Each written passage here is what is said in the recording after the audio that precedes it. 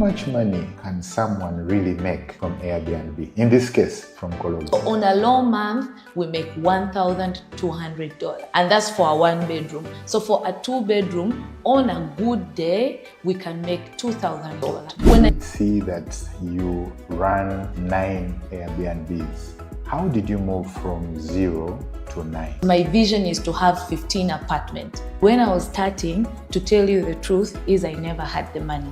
Because investing for a 1-bedroom apartment in Kololo Hill Drive, it cost up to $6,000. When I say I'm 1 call away, I mean it.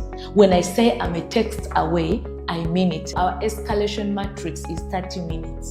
Within 30 minutes, if there's any issue, it must be solved. A lot of hosts, they just put a guest there and they forget. The guest is there for 5 days, good. Okay, after the 5 days, what time are you checking out?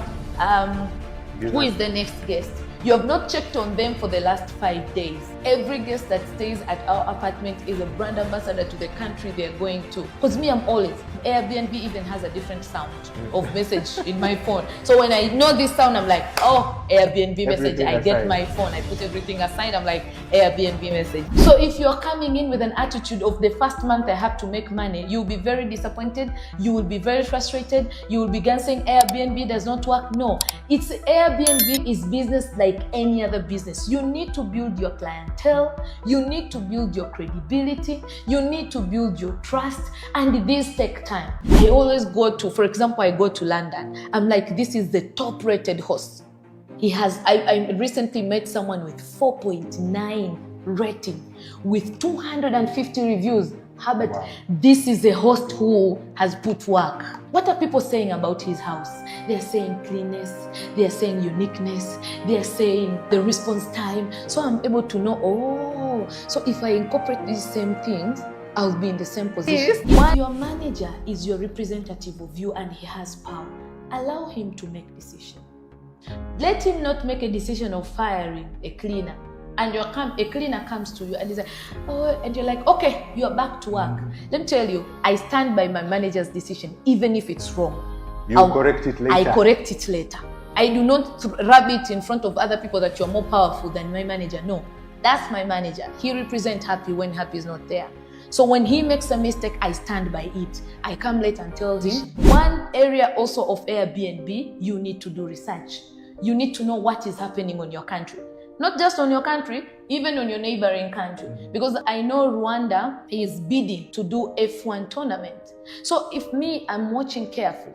If Rwanda gets it, Rwanda is a small country, there are activities, but there are also activities in the neighboring country. And it's very easy to cross from Rwanda to Uganda. So what I do, I'm like, okay, if this Formula One is coming, Formula One, the type of its audience, are audience that have money, yes. So my prices are going to be high. Yes. So if you don't know this.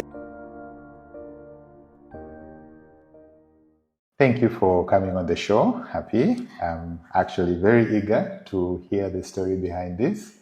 For those who do not know you, please introduce yourself and tell us what you do. Thank you so much, Herbert, for having me on the show. My name is Happy Pascal Mmila. I'm a CEO and a co-founder of Ivyrose Luxury Apartments, which are located in Kololo Hill Drive. I'm a professional Airbnb coach and I'm an Airbnb Superhost. Superhost? Yes. What is the Superhost? Superhost, this is a title that Airbnb gives you after you have maintained 4.8 rating. This means that your client are rating you at 5-star. Wow. 5-star is a top star. Right. Yes. So this 4.8 rating is over what period of time? We achieved 4.8 beginning our second year of being in the business, and we were able to maintain it for a whole year, and we were given again another award by Airbnb by maintaining it for a year, and we are still a Superhost. Wow. Yeah. That's nice. Thank you. Tell me, we did see that you ran 9 Airbnbs. How did you move from 0 to 9? Very interesting, Herbert. Now, 1 year before I started my Airbnb business, I was a manager of someone's apartment in Kololo. Okay. So when I was a manager, I saw an opportunity. Because I was managing the calendar, I was managing everything. So I was able to know the number of guests that are coming. I was also able to see the income. And I was like, okay, this looks like a business that I can also do myself. So I started this business 2 years ago. And when I was starting, to tell you the truth, is I never had the money. Because investing for a 1-bedroom apartment in Kololo Hill Drive, it cost up to $6,000. That is rent for 4 months plus furnishing the apartment. Now, I never had the $6,000. I think I had around two to $3,000. Now I got the house. What do I do? Right. I thought about myself. I was like, should I give up? Should I leave this opportunity and I hold a little longer?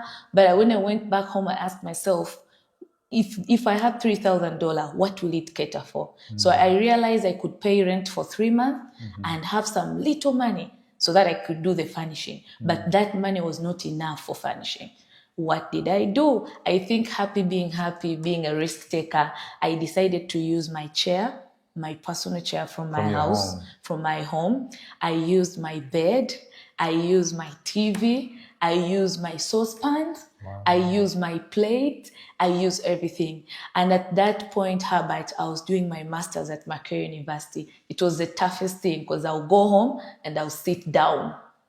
Remember, I gave up my couch. True. I gave up my carpet because I did not have the money to furnish. So I had to use everything, including the bed.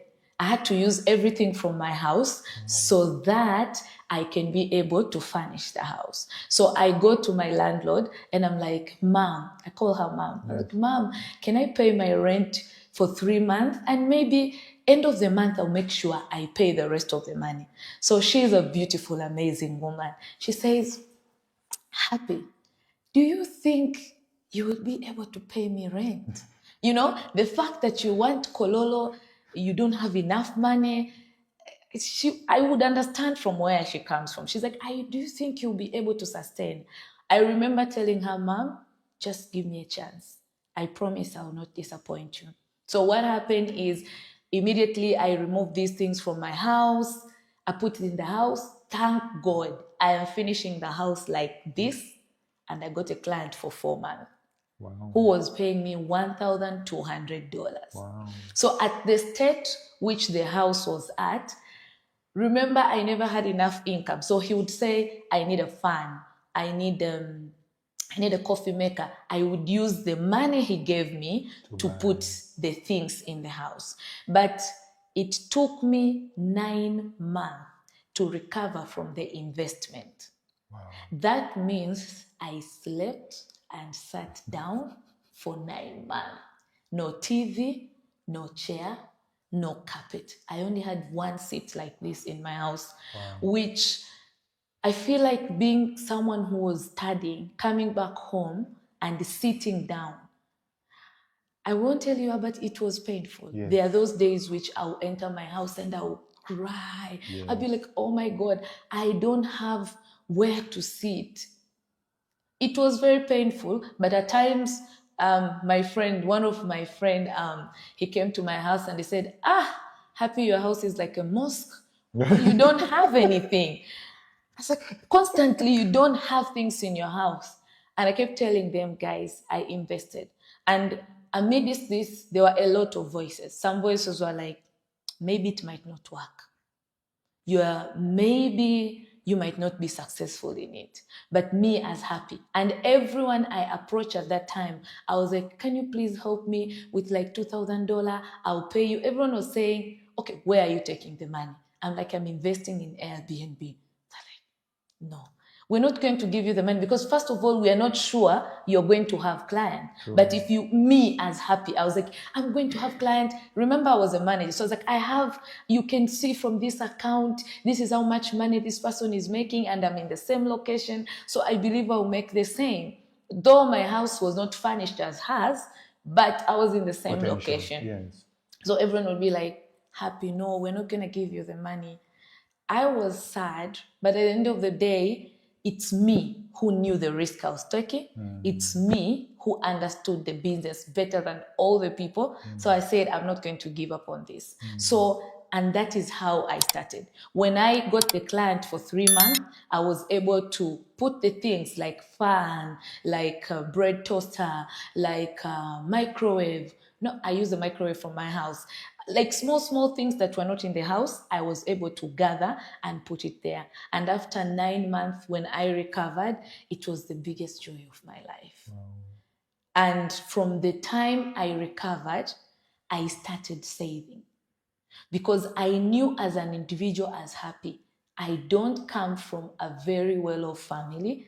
It is Happy against Happy investing in her business, using her saving. All, by the way, all the savings. True, I had nothing. True. I was left on zero. True. But amidst all this, there's one thing that kept telling me, Happy, keep pushing. You're the one who understands the business better than anyone else. So these people, whatever they tell you, they don't know. They don't have the data. You're the one with the data. So if they're not convinced, it's fine. So from there, I began saving because on Airbnb, you would make some good profit. And instead of me using the profit for myself, I would leave it in the account. After like 9 months, an opportunity for a 2-bedroom house presents itself. Now remember, to invest on a 2-bedroom house, you need close to $10,000. Remember, I'm still a young entrepreneur. Where do I get $10,000? Even for the money that I was saving, still I had not achieved the goal of $10,000, to be very honest. So what I did, I called my cousin. I'm like, hey, look, I know this business works because I have my house. Look, this is how it's performing. I don't have the $10,000. I have half. Can we come half and we invest? And if the profit comes out, whatever we get, we divide by 2. Then she says, Happy, I believe in this business. You see, you are successful. In your first house, we didn't believe you in the beginning, but you went back to the people you had tried before? Yes, I went back to one of the people I had tried. But so I said, this concept really works. I said, I'm in. I'm sending you the money. So I go to the landlord. I took the house, put it on Airbnb, furnish it on a budget without compromising on the quality. And immediately we put the house on Airbnb, we received the booking. Wow. And what has helped us is on this 1 bedroom, we made sure that we maintain 5-star. My house was not the best when I was starting, but anything a guest will ask, I will just but make sure, even if I had to borrow money, I'll borrow money and keep. And then I develop a tendency of asking my guests, is there anything you would love to see in the house? Because I'm a young person into the Airbnb market and I want to explore. And you'll be very shocked my guests were willing to share the information. One of them, I remember one of my guests, I don't remember his name, but he wrote for me like 10 paragraphs. He was like, I need you to do this in the kitchen. I need you to do this. I need you to do this. And I incorporated everything, and the experience of the guests after, they were so happy. Wow. Things like a cutlery tray. I didn't know it was very important. So I just put spoons that I said, Happy, get a cutlery tray and just put these things in an organized manner.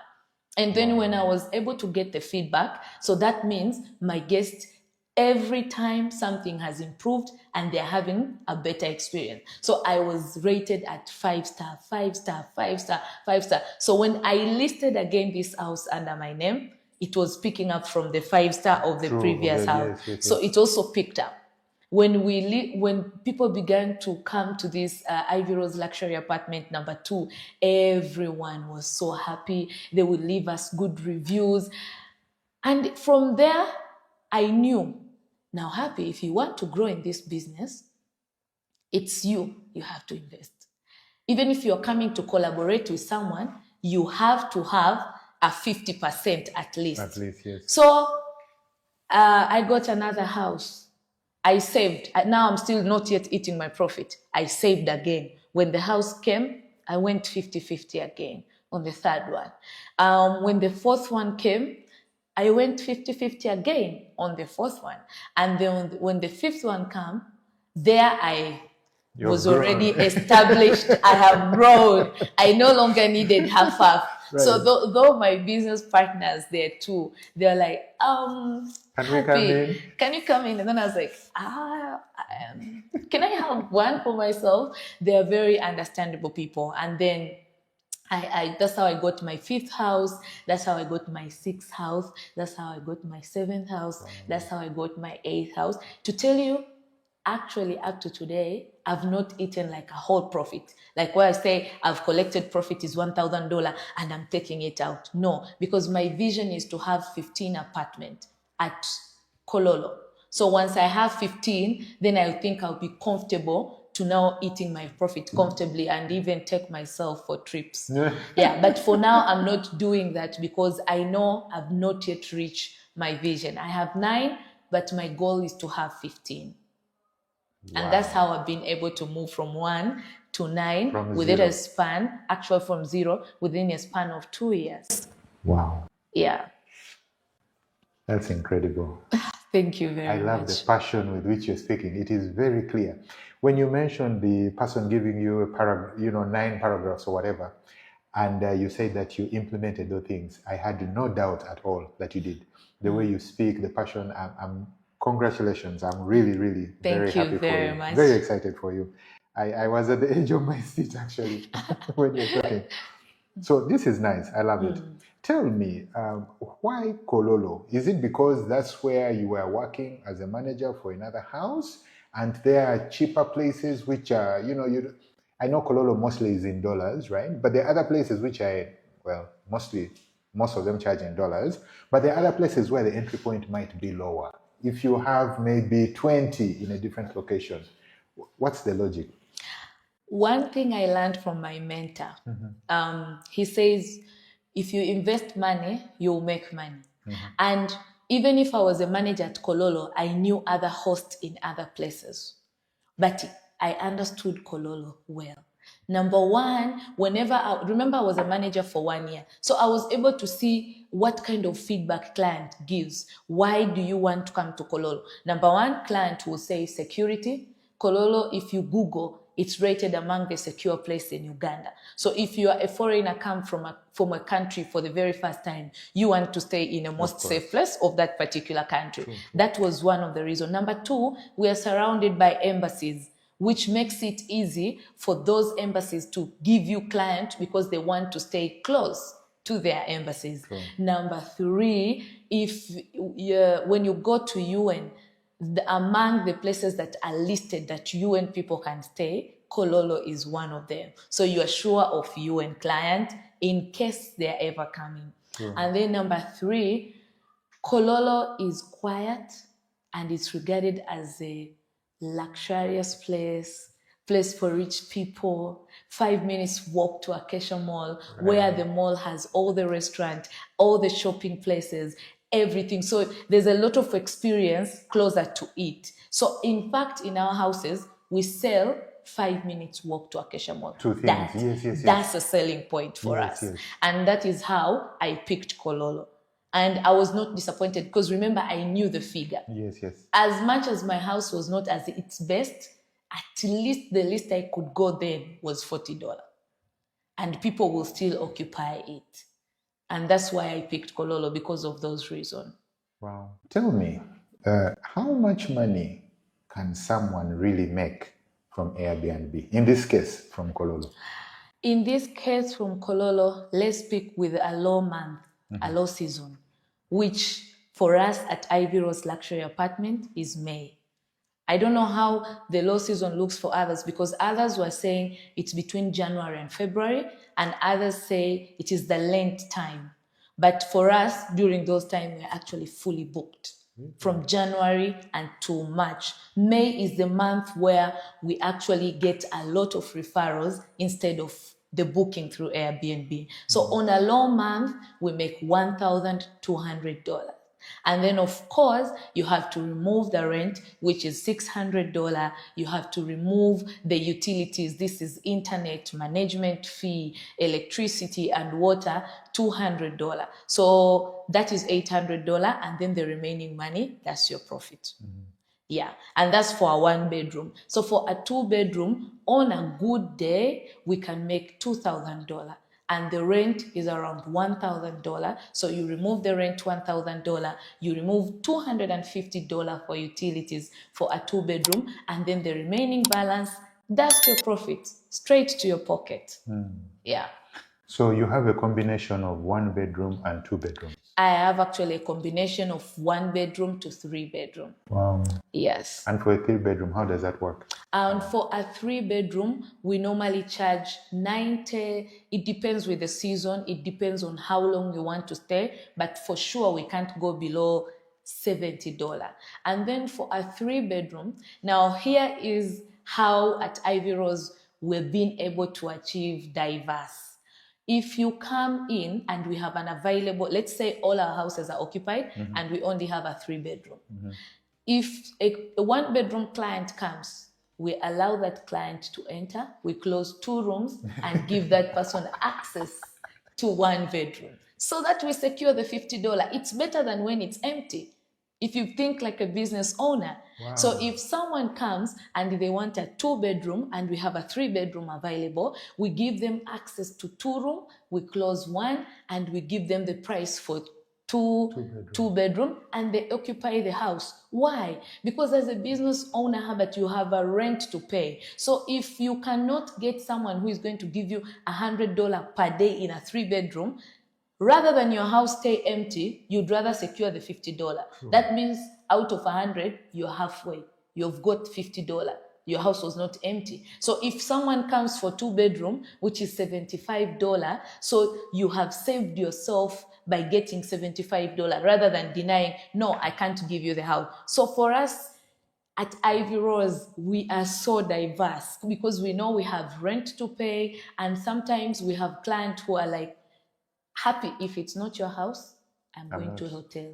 I'm not staying anywhere else. We have a bad experience where if we're fully occupied, we offload guests to other people. And then they have had, because remember when we offload you to another host, our interaction with you stop after we take you. And so other hosts don't pay attention and keen to certain things that we do, so that our guests have known us for certain things. So when they go the other side, they're like, I've had actually people who reach and they're like, this is not Happy's house. They tell my manager that just by looking at the towels, looking at how the house is, they're able to say, they're like, this is not Happy's house, call her. Wow. And then they'll call me, they're like, Happy, I know this is not your house. I'm like, yes, but because I'm fully occupied. And one of my clients, she told me, don't ever take me to another person's house. If your house are occupied, I'm okay to go to the hotel. Wow. And so I had to learn it the hard way. So you don't hand over guests anymore? Now I hand over to hosts that I trust offer the same quality. And once those are occupied, I tell the person we are fully booked. So everyone who wants to come to Ivyrose off the app, they know they have to inform us early, because most of the time we are occupied. Like for example, as we speak, our December is occupied. Wow. So if you come July, you are looking for December, we have no availability for you. And guess what? These bookings of December are not through the app.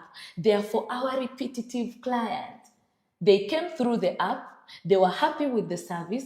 Now they just refer. This December, I'm hosting a family, and this person came through the app 2 years ago occupying my house. But from then, every time he comes back to Uganda, he's like, guys, you have to stay at Happy's house. You know, she's a super host. She pays attention to detail. If there's any issue, our escalation matrix is 30 minutes. Within 30 minutes, if there's any issue, it must be solved. Maybe if a transformer has broken down and we have no control over that. But anything that raises in our house within 30 minutes, it's urgently need to be resolved. And that is how we've been able to offer guest experience. Of course, we have challenges, but how do you respond to the challenge is one of the key things that we pay attention at Ivyrose. And that has really helped us to offer good quality experience with our guests, and it has also helped us to have a high number of referral. Remember, I told you May is a low month for us, but I'll tell you 90% of the booking that came in May, they were through referral. Someone would just say, so and so referred me, so and so referred me. So like as we speak right now, we have like 5 bookings. They have come at the same time. We are fully booked, and they're saying, don't offload me. Everyone is like, don't offload me. Let me be the one to stay at your house. Let me be the one to stay at your house. So we're trying to think, how can we do this? And this is when we also think about expanding, because we know me as the CEO of Ivyrose, I am creating a certain experience when people stay in my houses, so that even when I expand, I am able to serve all of them with the same experience and the same quality. Tell me, you're right, because my next question was going to be, if you're getting this volume of people coming in, maybe it is time to go to that 10th house. Exactly, but the 9th house we've just launched. We're just going to launch it in end of July. It's going to be our newest apartment. So we always give ourselves 4 to 6 months. I'm sorry for cutting you short. Even the 9th apartment is already booked? Let me tell you, Herbert, by experience, if you're to come to Kololo and ask anyone, last year when I was furnishing our 5th apartment, one of our guests from Sweden called me and he's like, Happy, I'm coming to December. I need an apartment. I'm like, I'm sorry. You're coming to December, you're booking in October. Of course. It's too late. It's too late. We are fully booked. But I am furnishing an apartment, so I don't know when I'll be done. So he says, perfect. You know what? I am coming on 15th of December. This is our money. In case you're shortage of money, just furnish and make sure we are coming on that day. So I had to do everything to make sure I furnish a house to a functional house on 15th. And believe me, on 15th, these guys were there up to end of January. So we have, because of the quality of experience we offer in our houses, the moment I start saying I'm furnishing this house, you will see someone will come and say, I've booked it for 2 months. Normally we have booking. People give us money before even we furnish. They just say, do you have another house you're furnishing or thinking? Okay, me, I can give you the money and I can wait. So even this one, it's just because I haven't yet said that we have it, because I've been trying to do things different. So, and another thing that I do, every new house I get, I try to create a different experience. So for example, on my previous house, I was not painting. The color I find in the house is the color I'll go with. This time I was like, no, we're going to change the color. So we changed the color of the house. In my previous house, I never had a smart door lock. So this time I was like, okay, I'm adding a smart door lock in this house. So in each house that we get, we make the experience better. I love this, Happy. I love it. Thank you, Herbert. Thank you. Congratulations. I really love it. Thank you so much. I have several questions for you. Yes. First of all, are they coming because of you as a person, because of your experience, or demand for the area generally? They want Kololo. What do you think it is? I would say, one, there is a demand about Kololo. But also, not everyone else in Kololo is occupied as me. Why? What do you offer in your house? Some people sell a furnished house. I am selling experience.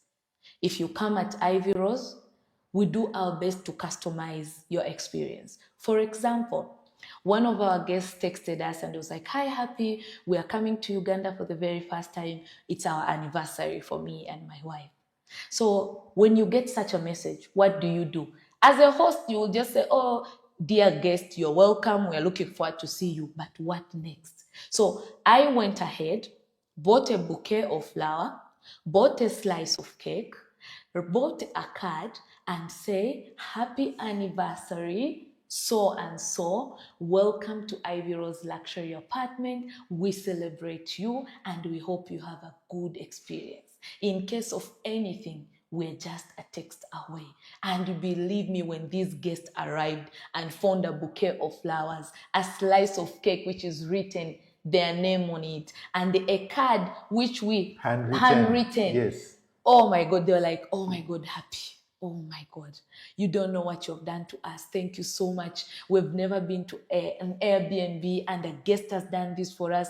This is very thoughtful of you. Thank you so much. So a guest like this will always come Will back. never, yes. Well, they will never. If they think of Uganda, they think of Ivyrose, and that is how we position ourselves. And another guest came, and she had a birthday. I think if you go under my review, we have 107 reviews. When you go in my reviews, you will see some of these reviews. I just to give you another example. One of our guests came with a girlfriend, and they forgot their bag were forgotten in another country. So I have a tendency of sometimes going down to I now have a manager, but I have a tendency of myself to go and be like, hi, my name is Happy, I'm your host. How do you feel? How is your check-in process? Do you enjoy? What are the challenges? Are you happy? So this guest, as I'm going to visit them, they say, Happy, we forgot our bags, we are really stressed, and we really don't know what's going to happen. Good thing, the lady had a similar body. So what I did, walk into my house, got a t-shirt, got a jeans, and then I went back to my house, picked the clothes, and come to Kololo. And I'm like, hey, you are a guy, I don't have clothes for guy, I am sorry. But for your lady, I have a pant and a t-shirt, something that she can use until her bags arrives. I am telling you, this couple, they were also hosts in Spain. They were like, you have challenged us. We are also hosts, Airbnb hosts where we come from, wow. But you have challenged us. You went out of your way to get clothes. If you take care of a man's woman, of course, you've taken the heart of the guy. So it was very easy to now take the height of the guy. He was so happy. I gave them the clothes. They were so thankful. Now, these people, whenever they come to Uganda, they're like happy. You want an apartment? Happy. In Spain, with their friends and family and those groups that they're at. Hello, guys, we're going to Uganda. Any recommendation? Happy. This and this country, do you know anyone? Happy. And they told me, Happy, with the experience you've given us, we will never forget you. You've done us something that we don't think anyone else would have done for us. Going out of your way and being able to help my girlfriend to get something to put on is not everyone what could do, because it's not under Airbnb rules. I had to do that. Of course, it's not under anyone's rule, but this is me thinking for my guests. They are frustrated. They have arrived at my house. It's a long flight. They want to shower and change into something, and they have nothing. So what do you do? Even if they want to go and buy clothes, maybe they have not yet changed their money. Sure. Maybe they don't have the budget. I don't think it's an issue, but maybe they don't know where to find to go and buy clothes. So what do? You offer them a first support. Then later on they could think. And so through these personalized experience, well thought reaction to what the guests have has helped us to create good relationship with our guests, and this has contributed to the number of referrals that I don't even know. One time we kept getting guests from UK, and every guest will be like, we got your number from someone. I'm like, who is that someone? But they never told me. I even put on my WhatsApp status, I said, if you're in UK and you're recommending me client, can you please come and tell me? Yeah. I would want to thank you, because everyone will say, we were recommended. But I kept asking, who? I don't know. Okay, if that person will ever watch this interview, I don't know whether he intentionally told them not to tell me, or it's just not a thing for them to tell me, because I kept getting a lot of referrals from UK, specifically UK. I was saying, who is that person? Because everyone will be like, we have been recommended. We have been recommended. We have been recommended. And you see, when someone recommends you, and they had a great experience in your house, one, there is their name. That is what comes into me. 2, they have expectation. 3, you have to meet those expectations, not to make the person who referred them bad or to go and blame them. So when you come, even if you say you're from referral, we make sure we give you the best service. And I think whoever that person is happy. That's why we keep still getting people from the UK. I think that is how we have been able to do it at Ivyrose. Tell me, is it relatively easy to find houses in Kololo that can be turned into Airbnbs, would you say? No. It is not. There's a lot of politics. In terms of, because Kololo is where everyone wants. So when there's an availability, it can easily be taken. Now, we have learned to live with people well. We've learned to respect as far as a security guard who opens the gate. True. Most of the hosts, this is whether they deny or accept, they underlook people like gateman, a caretaker. And these are the first people to know when there's availability of a house at the premises. So if you don't respect them, when you're coming to the property, they open the gate, you don't even say good morning, Sebo, you just walk away. Of course, when there's an opportunity, me, who talks to them, who sometimes sits with them and eat lunch, who sometimes pass and greet them, they will definitely come to me and tell me first. So at times, there was actually one day, there was an availability of an apartment, and one of my friends was looking for an apartment, and he walked into this apartment and he asked, is there an availability? They told him no.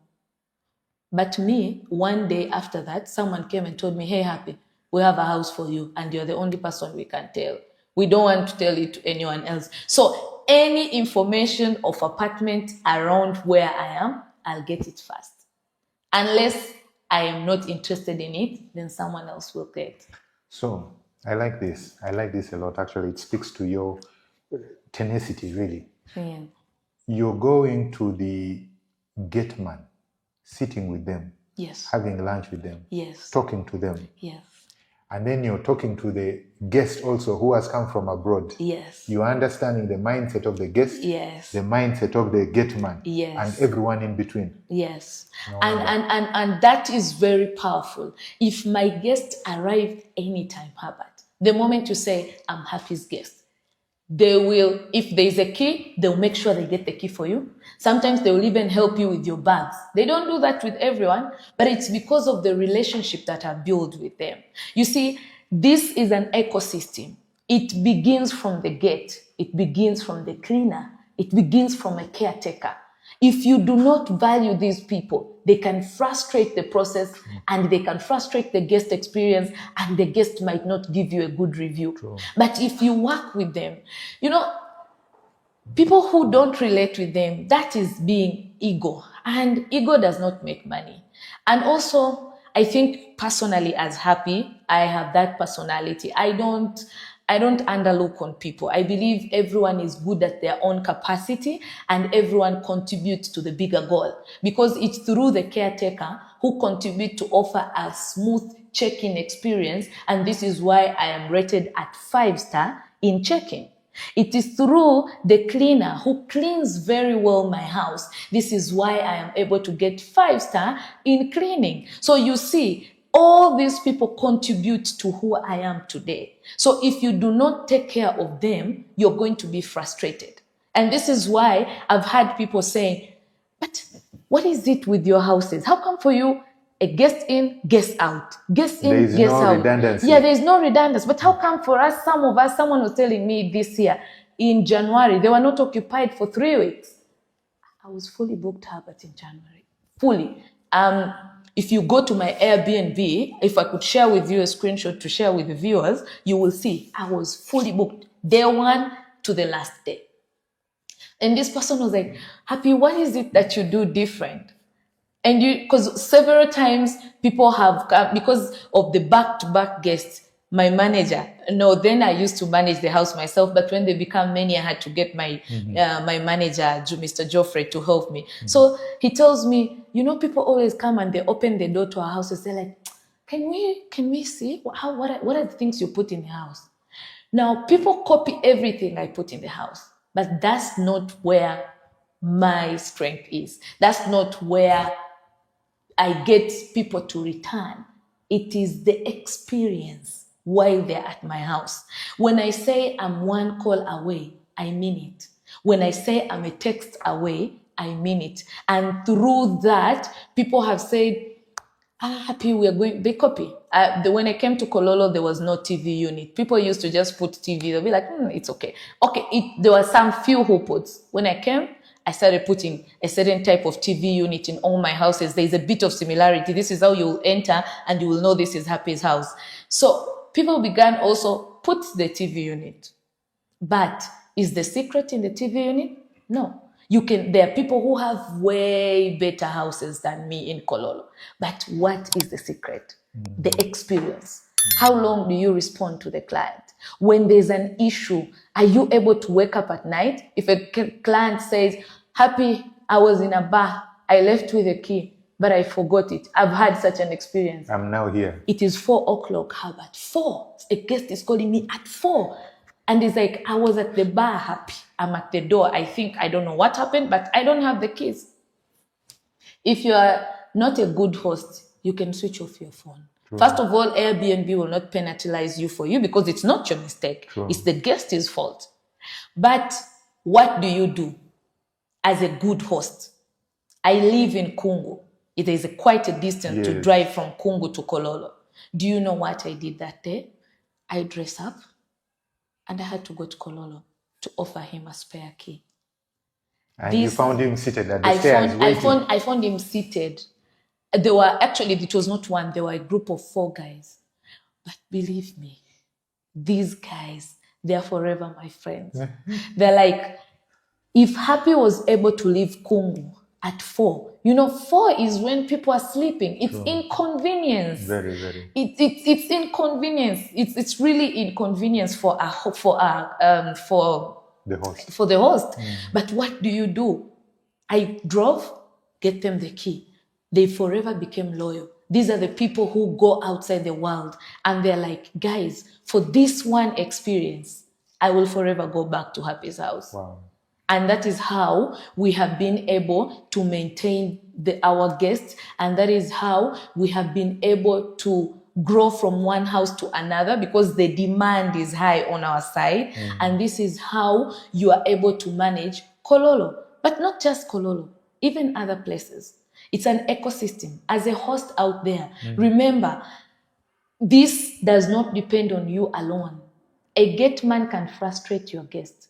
If a cleaner does not clean well, you're not going to receive the 5-star treat. If a caretaker does not tell you Happy, there is no national water. Tell your guests to use the water sparingly because we have not had water for the last 5 days. So you're most likely your tank is going to be empty. So tell your guest in advance, we have water issue, to use water careful. But if you don't talk to him, you will not get this information. Water will get down. Guests will be frustrated. And I don't know if you're going to use jerry cans to begin sending water to your guests. But if you communicate to them early, they're able to know and they prepare themselves. And how do you get this information? Through a caretaker, because it's the one who takes care of the premises. But if you don't talk to him, you don't respect him, you don't greet him, you'll never get that information.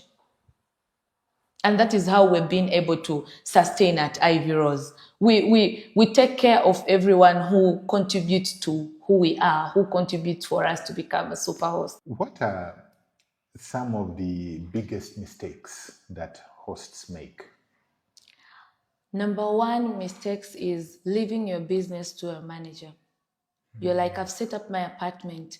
My manager is taking care of everything. But did you train this manager? Do you know his weakness? Are you able to build capacity?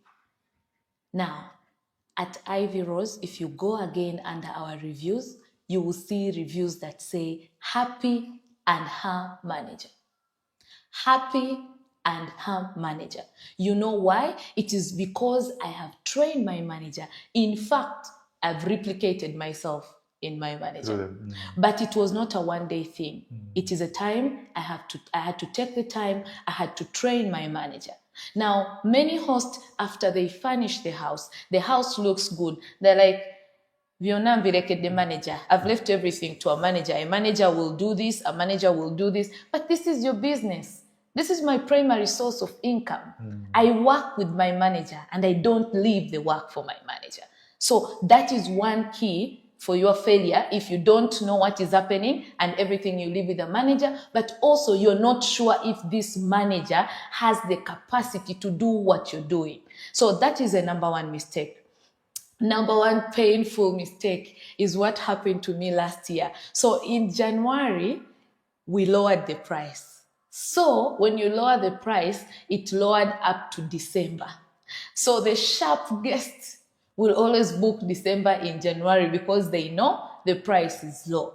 But there is a provision in Airbnb to set the price manually for that particular month. So that when you set, for example, a low month, it does not affect December. So I made a loss of close to $500 just because, and this guest, oh, she was happy. She booked the whole month. And then I realized, oh my God. And I couldn't go back. Okay. And so this is one of the biggest mistakes I made, and it was so painful. And even when the guest came, I was like, the guest was called Jackie. I was like, Jackie, you're so smart. And this one, I want to tell you. Yeah, as I telling her, this is one of my painful booking because I can't cancel, but also that price, that the pricing aspect is very important. You need to learn about price dynamic. You need to learn about the season. Which season do you have to have a higher price? Which season do you need to have a lower price? So a pricing thing, no one ever taught me when I was coming to Airbnb that I really needed to be careful on that. And then another big mistake that I have made is not to be online. Before, I could afford not being online for a week. This time, Herbert, I cannot. Because the last time I was offline, I woke up with the craziest crisis. Why? Because you're the one communicating with the client. As far as your manager is doing everything, he's learning. So you need to be there to guide this manager. And so if you're not there to guide your manager, there are going to be crises. And if he's not empowered, he will not know what to do. And then at the end of the day, the guest will be frustrated. So that is another mistake that I made. Actually, I wish I knew, but now I know better because after that I had to go. I paid the training for me to go and empower myself with more knowledge and know how to handle this Airbnb business well. And then another mistake that I think I've ever made is just not be careful with what to say to guests. Guests are very sensitive. You have to be very careful on how you talk to them, how you address them, and how you talk to them on the app. They are able to know, is this host rude? Is this host nice? So these are some of the mistakes I didn't know. Some of them I was just talking to them, oh, this and this and this. But you have to be like, it's like you need to settle. When you see a guest message, you need to settle and analyze. You can tell. I think I've reached a point where I can tell this is a chaotic guest. And I always tell my manager, from just the first message, I am able to tell this is a chaotic guest. This is a quiet guest. This is a good guest. This is a guest who complains a lot. This is a guest who does not. Because if you're not able to tell, you will not be prepared. I'm telling you, if my manager was here, he will tell you. There are some messages I'll see and I'll be like, manager, this coming guest is very complicated. Prepare. Be aware and prepare.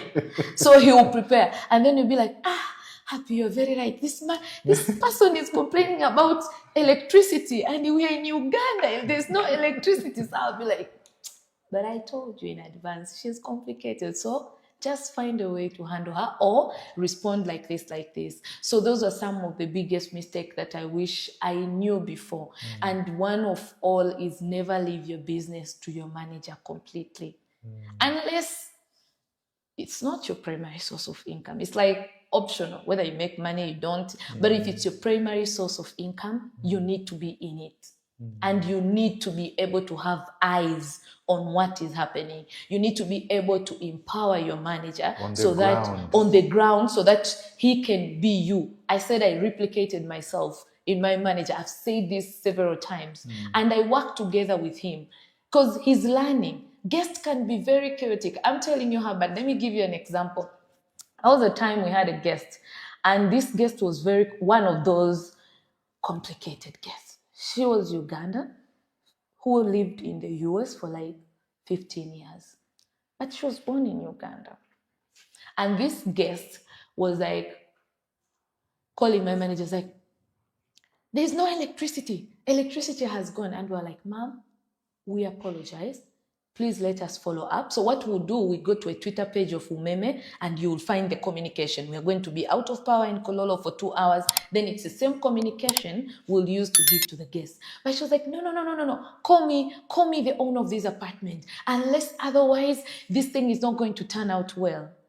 And so already the manager is calm. He's trying to say, like, we are sorry. There is nothing we can do, but we have shared with you the communication. And if anything happened, we are here. And he's like, no, I'm not going to listen to you. You're crazy. One of those chaotic, I want you to know, this was one of those chaotic, call me the owner of this apartment, or otherwise I want the refund to my money. Oh my God, I can't live in a house like this. I've been in America. We've never had power. I've lived in a country where power is not going off. In my head, I'm like, yeah, but this is Uganda. I know you've lived in America. Yes, yeah. I agree. But it's Uganda. It was like, I can't be in dark. It's crazy. If you want to know how crazy this guest is, that particular day it was raining at 4, and he started calling my manager at 3. And he's like, yes? He's like, it is raining heavily and the power has gone. What do I do? What time is power coming? At 3 o'clock, you're calling someone that it's raining and the power has gone. And 3 in the morning or 3 in the afternoon? 3 in the morning. Wow. So I'm like, so my manager is like, Happy, I cannot handle this client. My manager, before, he was very short-tempered. He's like, Happy, I've tried. I can't handle this client. You need to come. Even the cleaner were like, Happy, you need to come. This guest is extremely crazy. As I think you can see, my body is small and I'm not very tall. So I reached there. I'm like, yes, ma'am. This is Miss Happy, the owner of the apartment. You requested to see me. I am here. But I told you people to get me the owner. I did not say get me a senior manager. My manager is there. The head of the cleaning team is there. Is looking at her. She's on top of her voice, remember. Right, she's not just talking like, I need to see the owner. She's like, I told you guys I want to see the owner of this apartment. What is wrong with you people? You see, I'm Ugandans. I'm trying to communicate, with an accent, with everything. I'm trying to communicate, but you people are not getting. I did not request for a senior manager. I requested to see the owner of this apartment, the owner I'm talking, the owner on the Airbnb. I requested to see Happy. I said, Madam, okay, my Airbnb picture has suit. I'm wearing a suit, but clearly I feel like it's the same person. I said, this is Happy. I said, I think he said some Luganda word that I didn't understand, and he threw her hand and she left. Me and my manager is standing there. The head of the cleaning team is standing there. They are looking at each other. And I'm also looking at them. I'm like, what just happened? What a guest. And so, because this guest had even gone an extent of putting our towels that we use for previous guests to use, she puts it under at the toilet. She's like, you know where I come from in America? We don't step on cold place. So I decided, but yeah, you decided to do that. You could have asked for a carpet. We would give it to you.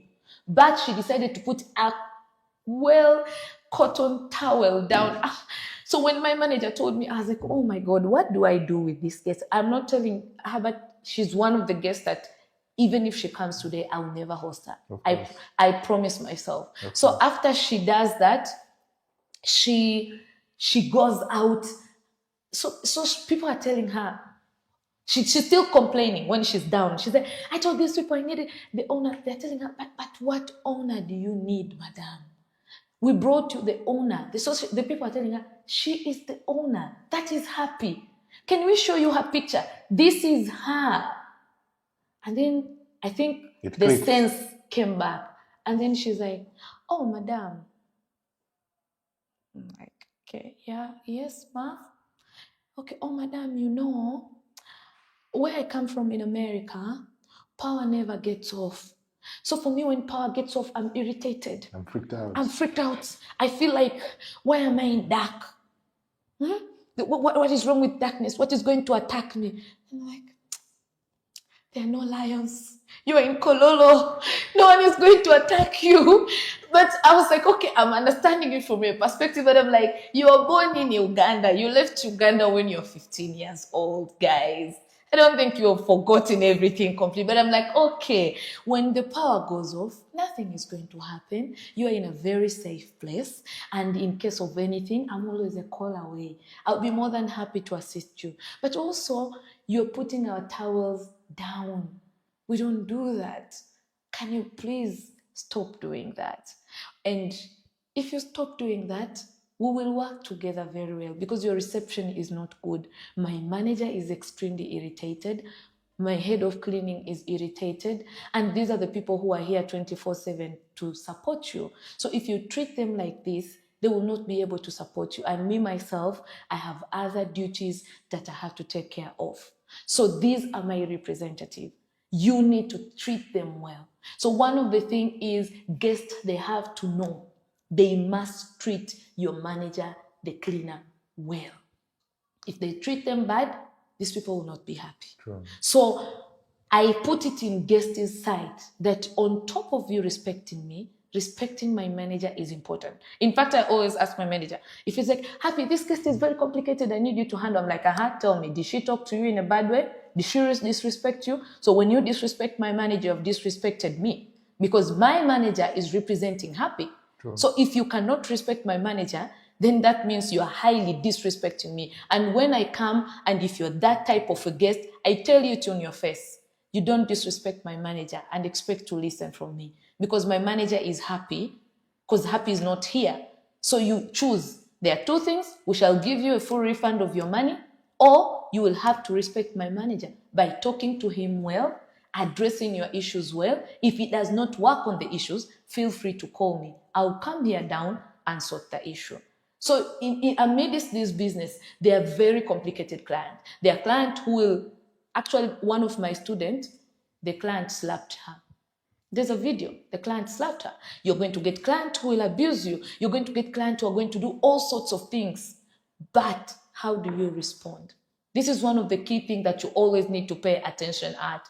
And I think this way, it's important for you to talk to your team occasionally. That, guys, okay, this guest was complicated. Manager, thank you so much for handling. Thank you. I'm so proud of you, manager. Well done. Or the cleaning team. I know this guest was very complicated. He wanted you to clean every day, and he was so particular. You know, those people are like, clean here not with water. I want you to bring the polish and clean it. Don't touch my things. You want us to clean, but again, we don't touch your things. We don't touch your bags, but we have to clean under your bag. Because also, if you don't clean under your bag, you say we haven't cleaned well. So we get such people. And once your team has experienced a hard guest, appreciate your team. Remember to say, thank you.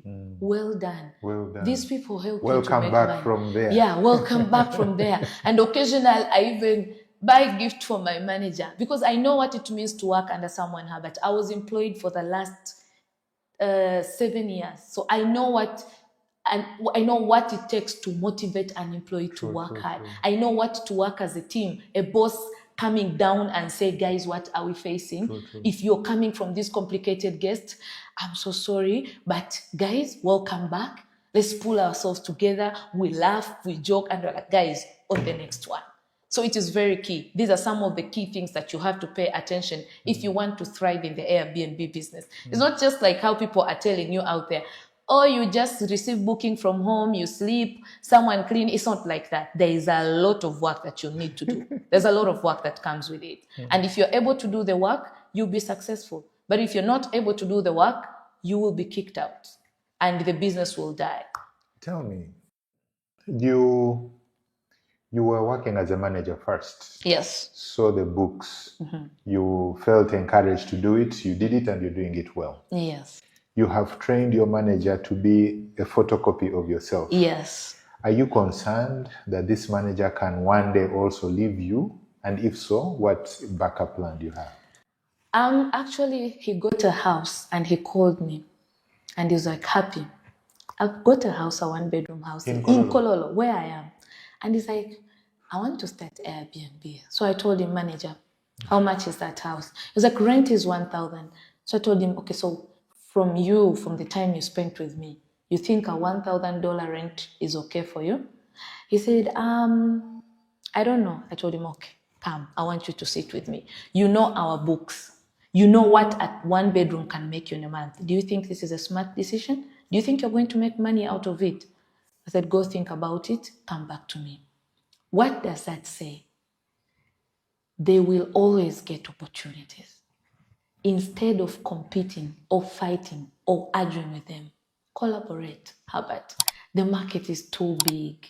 If your manager gets an apartment and he wants to start, maybe because I told you we are always fully booked, he can always offload those people in his house. And if he ever grows, I am okay. I will support him and I will train another person. I've always told him that and for my manager, the way he's big, people have come from different countries and say, we want to take you to Rwanda. And believe me, because of the relationship I have with him, he'll come to me. Happy, a guest came and they said, because I've done very well, they want to take me to manage their hotel in Rwanda. I'm like, come, manager. Do you think you'll be able to go in a foreign country with your family and survive? This person is promising you this amount of money.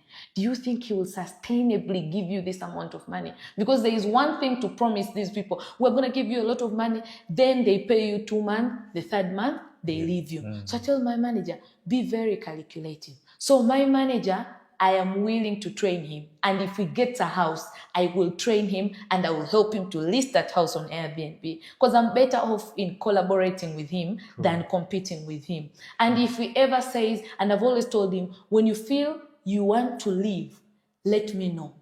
So you prepare yourself. So that I prepare myself. And because I understand the business so well, even if he leaves today, I can take over and I will train another person. So if you are that host who is like, no, he's going to start. No, you have to start in a different place. Your attitude in the business is what is going to be a game changer for your life. Because if you're in the same process, this is your manager. It can be another person.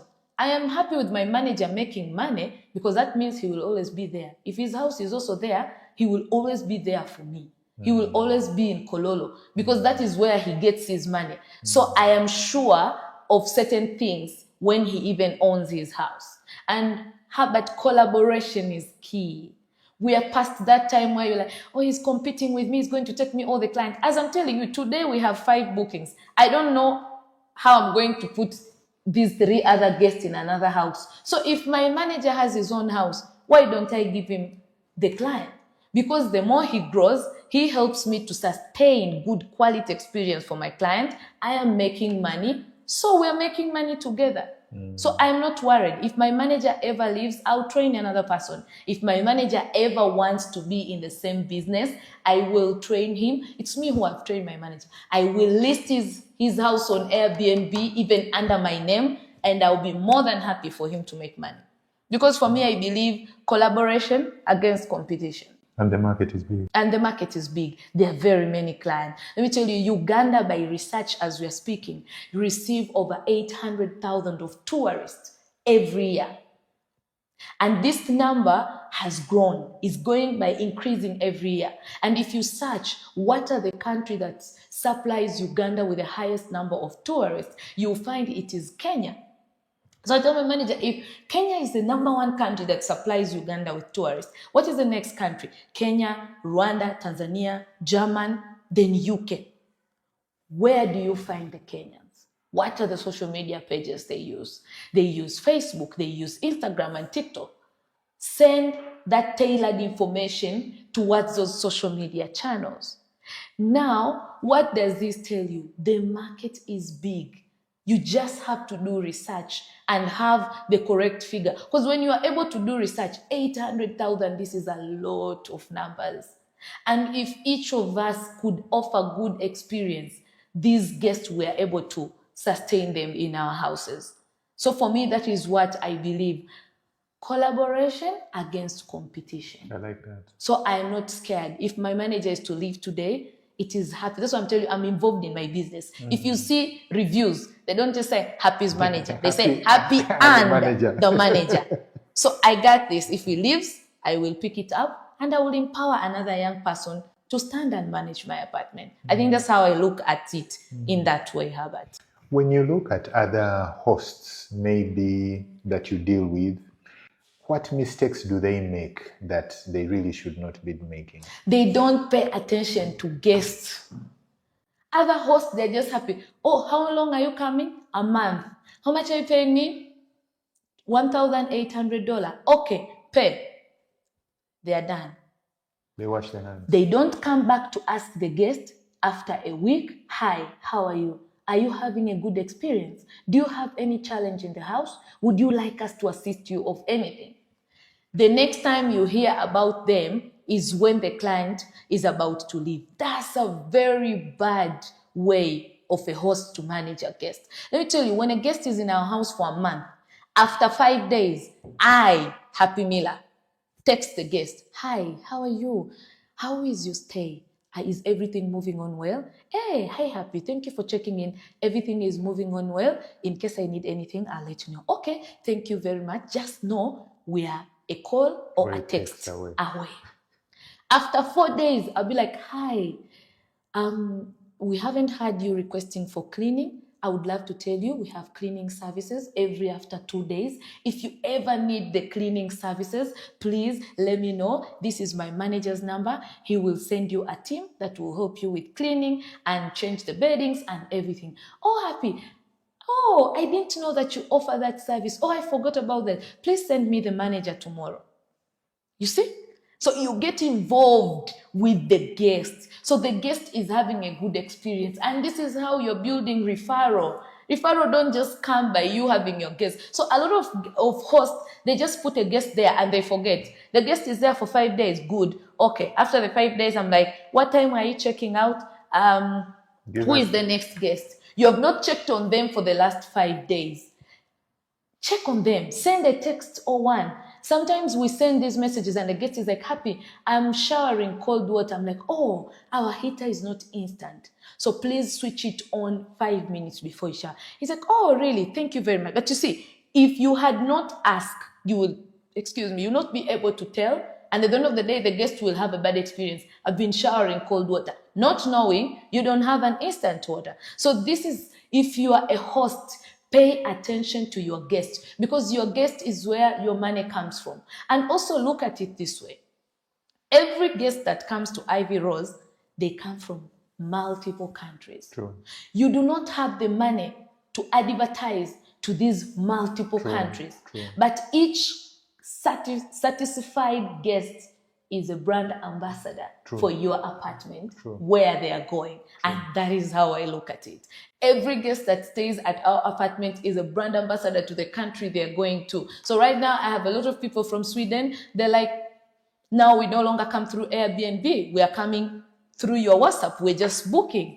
And so when they go to Sweden, when they go to Germany, when they go to US, they're like, oh, we stayed in this hostess house. And believe me, any person they hear coming to Uganda, you come to their mind first because of the experience they had.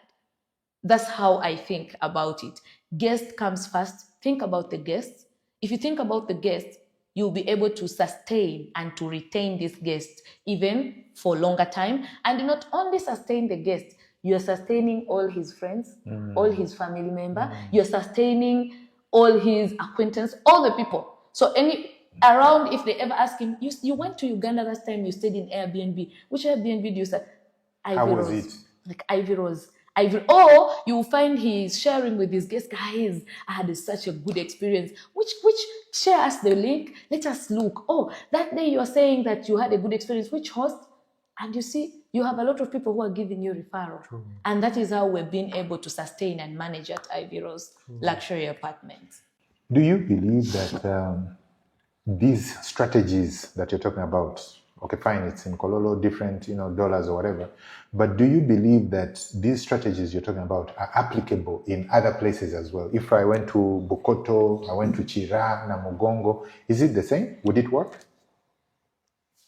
It's a client-centric approach. Whether you are in Kololo, whether you are in Bunga, whether you are in Chira, whether you are in Bilindo, you don't take care of your client, this business is not for you. You're not thinking of a client, this business is not for you. You're not thinking of empowering and build capacity for your team, this business is not for you. It does not matter where you are. A client is a king, and you need to pay attention to a client. You don't pay attention to a client, you have lost. Whether you are in Bulindo, whether you are in anywhere you are, if you're not a client-centric in Airbnb, you have failed. And this is how you see other hosts closing their apartments and they're saying Airbnb business does not work. There is no money. This is just a hype. Now, if you find someone like that, the first thing you ask, first of all, I am an Airbnb professional coach. I've always tell people, avoid getting information from people. See, sometimes people get information. Someone has never done Airbnb. They have never tried, but they tell, it does not work. How do you know it does not work? I saw it on TikTok. Is that enough information for you to say it does not work? True. Okay, you've closed your business. Ask them. Let's work backward. When you get a guest, what do? Oh, I just provide them with Wi-Fi details and all this, and I checked on them on the last day. Remember what I said? We check on a client every after a short period of time. Yes. You are just checking them when they were leaving. Of course, this client is not going to come back. He's going to be like, this is Airbnb like any other Airbnb. There is no reason enough for them to come back. But if you pay attention to them and you offer them a good experience, they will definitely want to come back. How about if I prepare for you a bouquet of flowers and you have an anniversary with your wife? Why wouldn't you want to come back to Ivyrose? And when you go to another person in Bulindo, you tell them it's your anniversary, they're like, okay. That's the Wi-Fi. That's the details. And after that, you've stayed for 5 days. They've never checked on you. They check on you on the last day. Checkout time is at 11. After you check out, please leave the key at the security. Which place would you go? And give us a review. Yeah, and please write for us a review. Some of our guests, we don't even ask them. They write a review. You just find, oh, someone has wrote a review. Like, oh, wow. So it does not matter where you are. If you are not a client-centric in Airbnb business, mostly Airbnb, you have failed and you'll be kicked out of this business. It's as simple as that. You either change, you either incorporate the client-centric approach, or you are kicked out of the business. And that is how, because I always say on a time where it's a low season, you should be able to use your referral to fill the gaps. It's only when you have offered a good experience the first time. So there is no good experience, there is no referral. As simple as that. So those are the things that I believe, Herbert, whether you are in any location, a client should be on your mind. And if the client is on your mind, you'll be able to navigate through the Airbnb business. I like that. Yeah. I like that. The fact that during the low season, your referral should be able to cater for that. Exactly. That way it balances out. It balances, true, and you're not making losses. True. I like that. You mentioned something that piqued my interest. You talked about your an Airbnb Masterclass coach. Yes. Tell me about that. So in the Airbnb industry, before you invest, I realized a lot of people who are coming out and say, Happy, I tried Airbnb, it's not working. They don't have enough information. When you're setting up your house on Airbnb, you don't have professional pictures. And Airbnb algorithm supports professional pictures because its algorithm is able to tell the quality of your picture. So if you're not able to know some certain things, technicalities, your bookings will be low. And once your bookings are low, you'll be frustrated because you're picking rent from your pocket. And once you begin picking rent from your pocket, that means you're not performing well. And hence, you are not going to do well. So I started doing a one-on-one masterclass, which I charge $250, which is a training for 2 days where I get to train you how to handle a client and everything. And then on the second day, I help you to list your house on these short-term rental platform, that is Airbnb, Booking.com, VRBO, and Expedia, 2Bio. And then after we list, I co-host with you for 1 month on Airbnb. Why do I co-host with you? Because I want to see how you respond. True. There are some of my students, you teach them, a client has sent a message at 8, they respond at 5.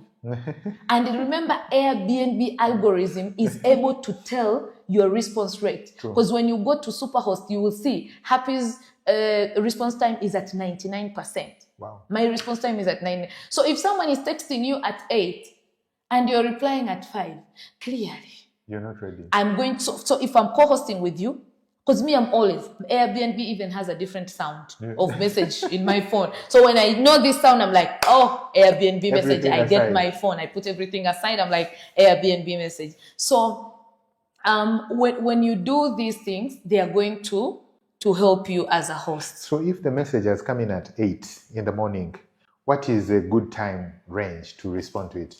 At Ivyrose Luxury Apartments, I think the latest we have responded to a message is after 30 minutes. And that's maybe when I'm really occupied. But it is, I will show you the interval is between 2 minutes, 3 minutes, as soon 1 as the minute. message has come. As soon as it's my WhatsApp. WhatsApp does not make me money. Airbnb makes money. So it's my WhatsApp. Anytime there's a message, I respond immediately. So this guest is comfortable that, oh, I have a host who is respond immediately. That means if I have an issue, this host will be able to fix it. So when you take the masterclass, I'm able to see and guide you and take you through. And actually, I've based on a lot of people's requests who are like, Happy, we might not be able to afford $250 to do a masterclass on one-on-one with you. So I decided to put up the first Airbnb physical masterclass in Uganda.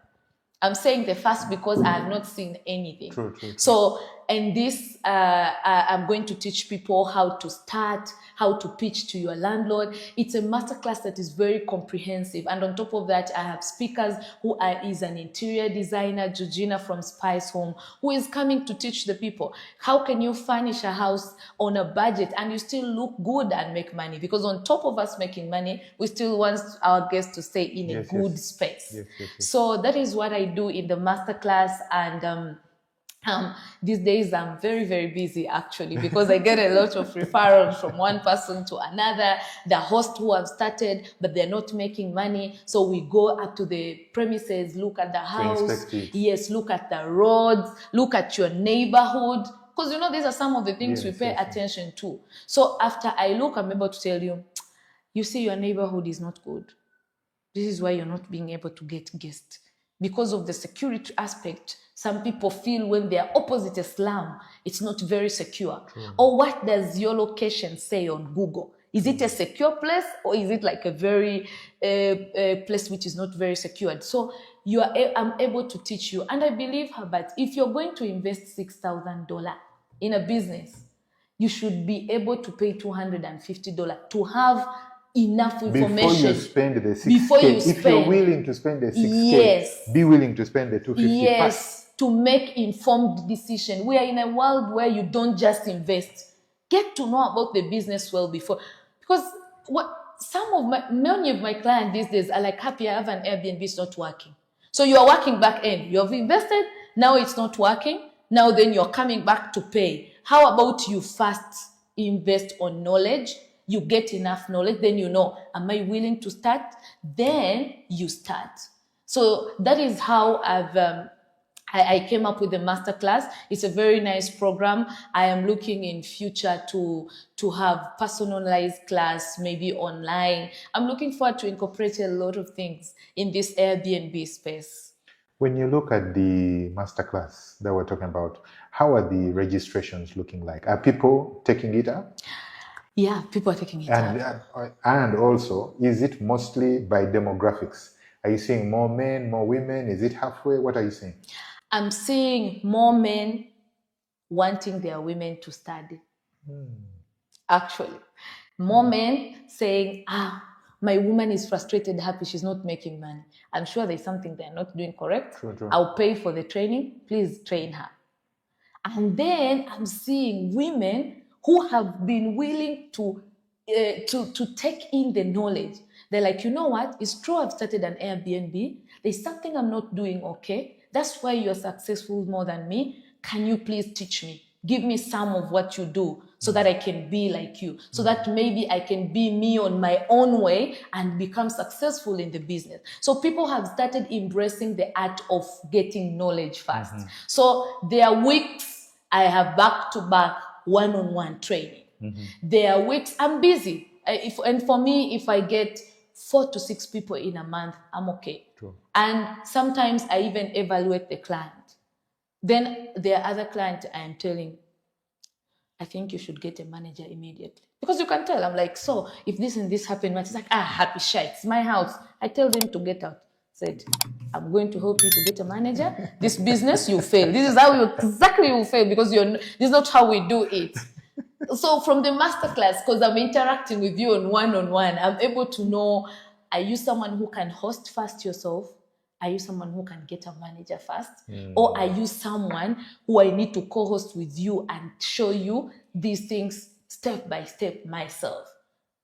Yeah, and that is how I think my masterclass is structured. And also on top of that, when we finish the masterclass, I have a WhatsApp community where I put all the people I've trained together. I've trained people up to Tanzania. Wow. I've trained people from South Africa. Wow. So I put them in a one WhatsApp group. And occasionally, I get to share things that I think they're in the market, they should incorporate into their houses. But also, as hosts, let's share an experience. If there's a trend in a certain country, maybe of guests stealing money from you, it's just a matter of time it will come to Uganda. True. We get to learn through experience collectively from one another and support one another.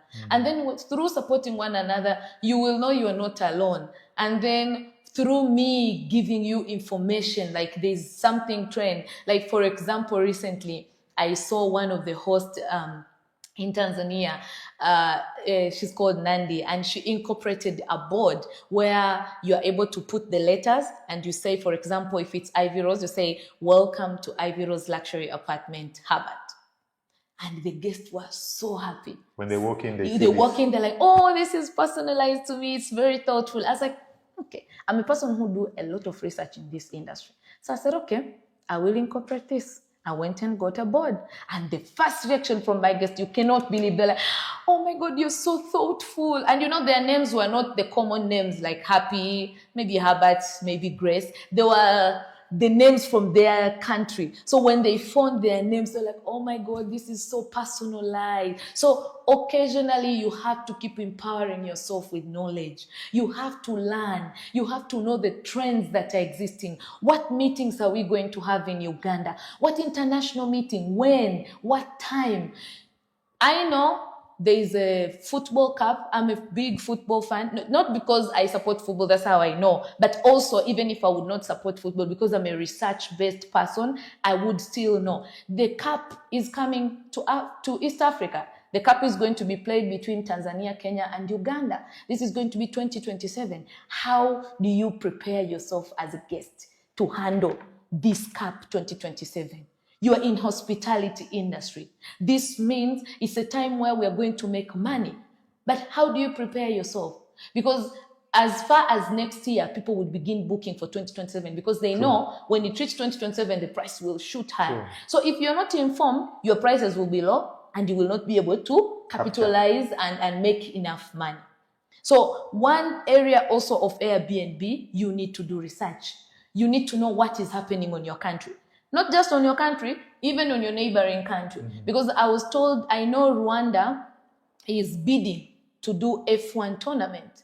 So if I'm watching carefully, if Rwanda gets it, Rwanda is a small country, there are activities, but there are also activities in the neighboring country. And it's very easy to cross from Rwanda to Uganda. So what I do, I'm like, okay, if this Formula One is coming, Formula One, the type of its audience, are audience that have money. Yes. So my prices are going to be high.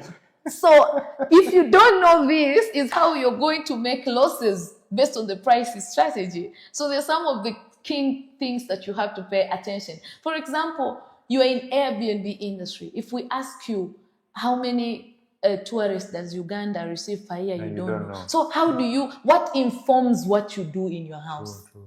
So there's a lot of research as an individual that you have to do to just make sure that you stay on top of the game. And a lot of changes. See, when people are coming to your house for the first time, and remember they are coming back for referral, don't have the same house all over. Change something. Even adding a body game is a change. Like, let a guest say, oh, Happy, the last time there was no body games. This time you have games. Okay. Yes, like you have to be hands-on. You have to be interested in this business. Now, but for me, I'm interested because this is my primary source of income. So I'm really interested in it. I do research in it. I pay to attend trainings. Trainings for Airbnb are not cheap. They're as far as $600 per session. And I pay. Why? Because the more knowledge I have, the more I'm able to stay on top of my game. And that's what I believe.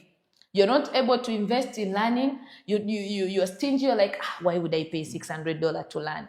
Then there are many things you're going to miss. Now, people like us who learn will be ahead of you. True. And we're okay you being the second. We do not mind. So that brings me to a point when I bring back the people into my community on WhatsApp. It's a very good space where we get to share and we get to support one another. And so collectively as an Airbnb Masterclass, I think if anyone out there who is interested in doing Airbnb business, learn the business before you invest. True. We do not want you to come and say the Airbnb does not work. Because then another person will tell you, but Happy is growing in numbers. Yes, you're saying it's not working, she's in 15th house. Yes. And eventually I'm going to go outside the border. Yes. So it's entirely your decision. For Formula One. Yes, it's entirely a decision. Yes, so make informed decision. If you're investing more than 10 million UGX, it's worth it to know more about it. I'm very impressed. Thank you. Very, very impressed. Congratulations, Happy. Thank you so much, Albert. I really am enjoying this session a lot. I am enjoying this session too. I am really enjoying it.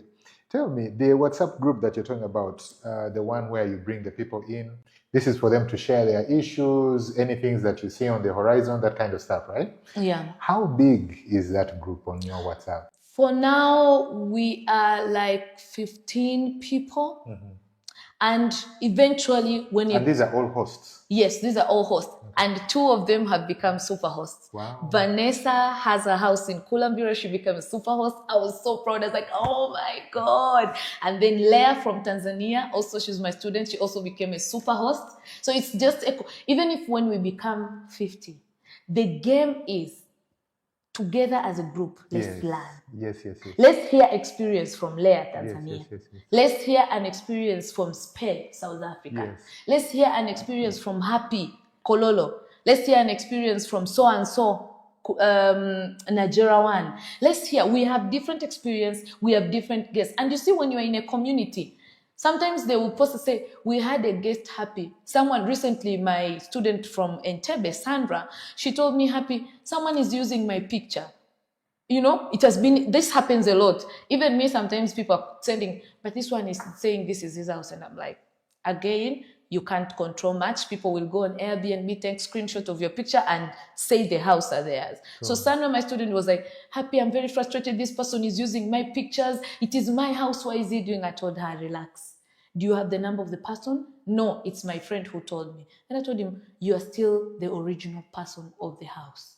When a guest walk in their premises, they will tell them the bed does not look as the picture. They will not have an explanation. So somewhere, somehow, it's not going to be successful. But you coming to the community, another person gets to know, oh, if this happened, how do I deal with it? And even sometimes in low season, it can be very frustrating. But if you say, guys, no client this month, and we're like, yo, even us, we're working hard to make sure, but this is a low season. So from a host to host, you encourage one another, and you're able to go through this experience to build one another so that each of us can build an empire where we are and become successful at our areas. I always tell my students, make sure you are the best in that area. If they search Bulindo, You are the first person who appears because the guests never make a decision on a 20th house. No. They make on the first, second, fifth. If they go further, it's 10. And believe me, Herbert, this is by experience of a device that has never searched my apartment. If I am not occupied, even if when you put Kampala, the first 5 houses, they will be my houses.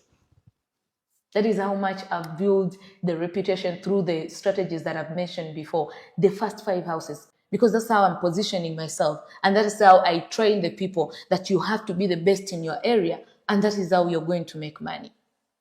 So for us, that's how we look at that WhatsApp group. And even if it grows, I believe still in sharing. Because at the end of the day, coming together is better. Collaboration is better against competition. Yes. The market is too big. There is a saying, I'm sorry for cutting you short. There's a Chinese saying, I think it is. It says that if you want to go fast, quickly, you move alone.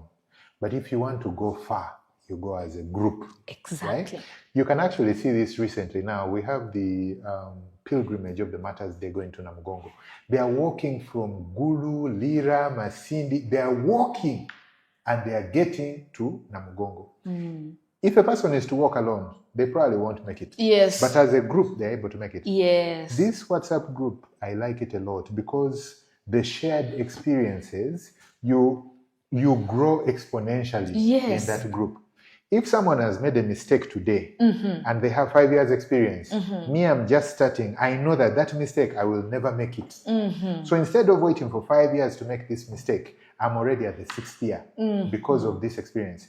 And there are many people in the group. Yes. So I actually like that. I like that quite a bit. Thank you That's so good. much, Herbert.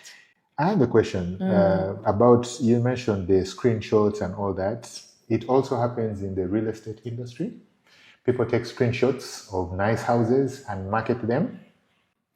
But in real estate, it so happens that if a customer is interested in that particular house, that person who took the screenshot will have no choice but to bring them to this house where they took the screenshot of. Meaning that the landlord will still get the tenants. You can't build the house. In this case, do you have like middlemen, like brokers, who are taking the screenshots of your place, market it, get a person, and then come to you? Now, there are 2 ways we look at this.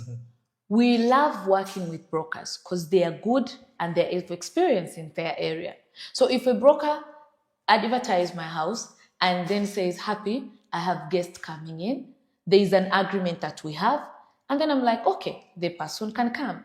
Now, the issue comes, we had this experience beginning of the year. A guest goes to Airbnb, look at our 3-bedroom, and I told him our 3-bedroom is $90 off the app because he was a referred client. Sure. Now, they were coming as a group. Then the group goes to Airbnb and find the house at $60. And then he's like, so Happy, we want the refund of our money because the same house, we are seeing it at $60. Then I told him, I'm going to give you a full refund, but I want you to know I am the owner of this house. In case anything happens, I do not take any responsibility. I want you to know whoever has listed this house, it is not theirs. This is my house. I have access to it. You can see people have wrote reviews about it. So I am eligible to offer you a service. But if you think again, I am expensive because if I charge $55 for my 1-bedroom, what makes you think I'll charge $60 for a 3-bedroom? Because it's just have to think, sit and think and analyze. So he goes back to his friend and he's like, you know what, guys? This person we don't understand. He might be a broker, might be what, but Happy is telling me this. So I told them, go to your group, tell them, and if they want me to give them full refund, I will be happy to give you full refund. So there are those people who then they sit back and say, oh, this is a broker, my money might disappear. Yes. Okay, Happy, we are okay to deal with you. So if you come in as a broker and you want to collaborate, for us to work together, for you to give us client, we have no problem with that. But the issue we have is you impersonating our houses and put it at a cheaper price, and when the guests come, you have no way, you take them to completely a different house. This is why most people these days, when they book, they're like, is this the same picture? Is it looking like exactly how it is here, I'll find it here. It's because of situation like that. So how about we love to collaborate with brokers, but if you impersonate our house and you use it to wrong mission, we have no control of that because we can't do that. Anyone can go in Airbnb and take screenshot. But if you come we work with a lot of brokers, a lot of them. They will text us, Happy, do you have a house? Yes, I have my guests coming. We work with them. We work because we collaborate. But if you impersonate and do some things that we don't stand for, there we remove ourselves and we let our guests, if you want to book a house with us, you book either with my manager or myself, or you go through the online platforms of short-term rental and book our houses. Yeah. There is a challenge that has typically been associated with Airbnbs, mostly out of the country, in developed countries, the issue related to hidden cameras or security inside the apartment. And what typically happens, at least the stories go, the news reports go, is that the hosts put cameras in these premises, right? To spy on guests, or they say for security, for your own security, for the guest security, and all that stuff, right? What do you have to say about that? I saw a story on BBC regarding that. And to me, according to the Privacy Act of Uganda, I feel like privacy is key. I don't put cameras inside my houses. This is our way of respecting the guests. If there's anything we need to know, we will know. If you have a party of 50 people, it's Kololo. It's very quiet, residential area. So the moment you play that music, the neighbor will tell us, hi, Happy, your guests are like 50 in the house. They're doing this and this. They will take a picture. They will take a picture. They'll send it to us. But also, how about privacy is key. Someone coming to your Airbnb, probably they're frustrated or there's something going on in their life and they just want a house to sit and have it peace. So if you have to record them or you have hidden cameras, it's not good. We have a camera at the gate, at the entrance, for security reason. Because we have underground parking. We have cameras at the underground parking, but we don't have cameras in the house. Why? It is for privacy reason. There are some people who will even tell you we can't write a review. You know why? Because when you write a review, your name remains. They're like, Happy, I work with a very sensitive office, so I cannot be seen in public. But because of privacy reason, we understand. So if you are a host and you really care about your client, this is said customer-centric approach. True. If you really care about your guests, don't put cameras. Why would you put a camera in the bedroom? What exactly are you looking at spying? This is a furnished house. I've come to relax. What do you want to see in my bedroom? Whether they're stealing the pillowcases. What do you want to see? Because I will know you've stole my pillowcase because when you check out, my manager has a checklist. True. And he's checking, is the TV working by the time you leave? Do we have the 4 pillowcases we had? Do we have the microwave? Do we have everything? So I'm able to report immediately if there's an issue like that. Don't go ahead and put cameras. It's going to kill your business. And if there's a proverb in Kiswahili which says, ubaya uvuma kuliko wema. Basically says the bad things you do become more popular than the good things you've done. So if one client finds that camera, and you know how the social media is, they will go on TikTok. The next thing you know, you have no one wanting to come. And for you to recover from such a crisis, it will take you a lot of time. And you can't really say we have removed the camera. That means you're confirming. Yes. And if you're saying we have removed, what happened to the recordings that you had previously? What are you using them for? Are you selling them in the dark web? What are you using that information for? So what I believe is a client deserves their own privacy. So we do not put camera in the house. We have never thought of putting cameras in the house. If there's anything we need to see, if you make excessively noise, Kololo is a very quiet place. A neighbor will tell us, Happy, next door, these people, it's 1 o'clock, and their music volume is high. Can you tell them to reduce? So that is one of the things, that is my view. I don't think it's really important for you to put on cameras. on your room because you're invading the privacy of your client. And we know in this generation how, but in this current generation, privacy is very, very, very important. To an extent, even when I'm taking reviews for my guests and share on WhatsApp status, I blur the name. So you just see the review. If you want to see the name, you can go the other side. Why? And also sometimes I don't share this feedback without asking from the guest. I'm like, dear guest, is it okay if I share the review with my guest? And they'll be like, Happy, it's okay. It's fine. As long as you hide my name and everything, it's fine. So ask them. Because if you put their name there, for example, I put your name, Haban, and I put on my WhatsApp status, people will see and they'll be like, hey, we seen you stayed in Happy's house. And if this person was there for privacy reason, so you are invading their privacy, you're telling everyone she was there and she does not want everyone to know where she goes. So I just believe as an Airbnb host, if one of the key things that you need to pay attention at is privacy of your guests. This for us at Ivyrose goes as far as you're coming in and you're like, hello, would love, I'm looking for my brother. We're like, who is your brother? He's in one of your house. Which house? Unit 150. We don't know him. Then we hang up and we call the guest. There is someone at the door saying it's so and so. You are his sister. We are looking for you. No.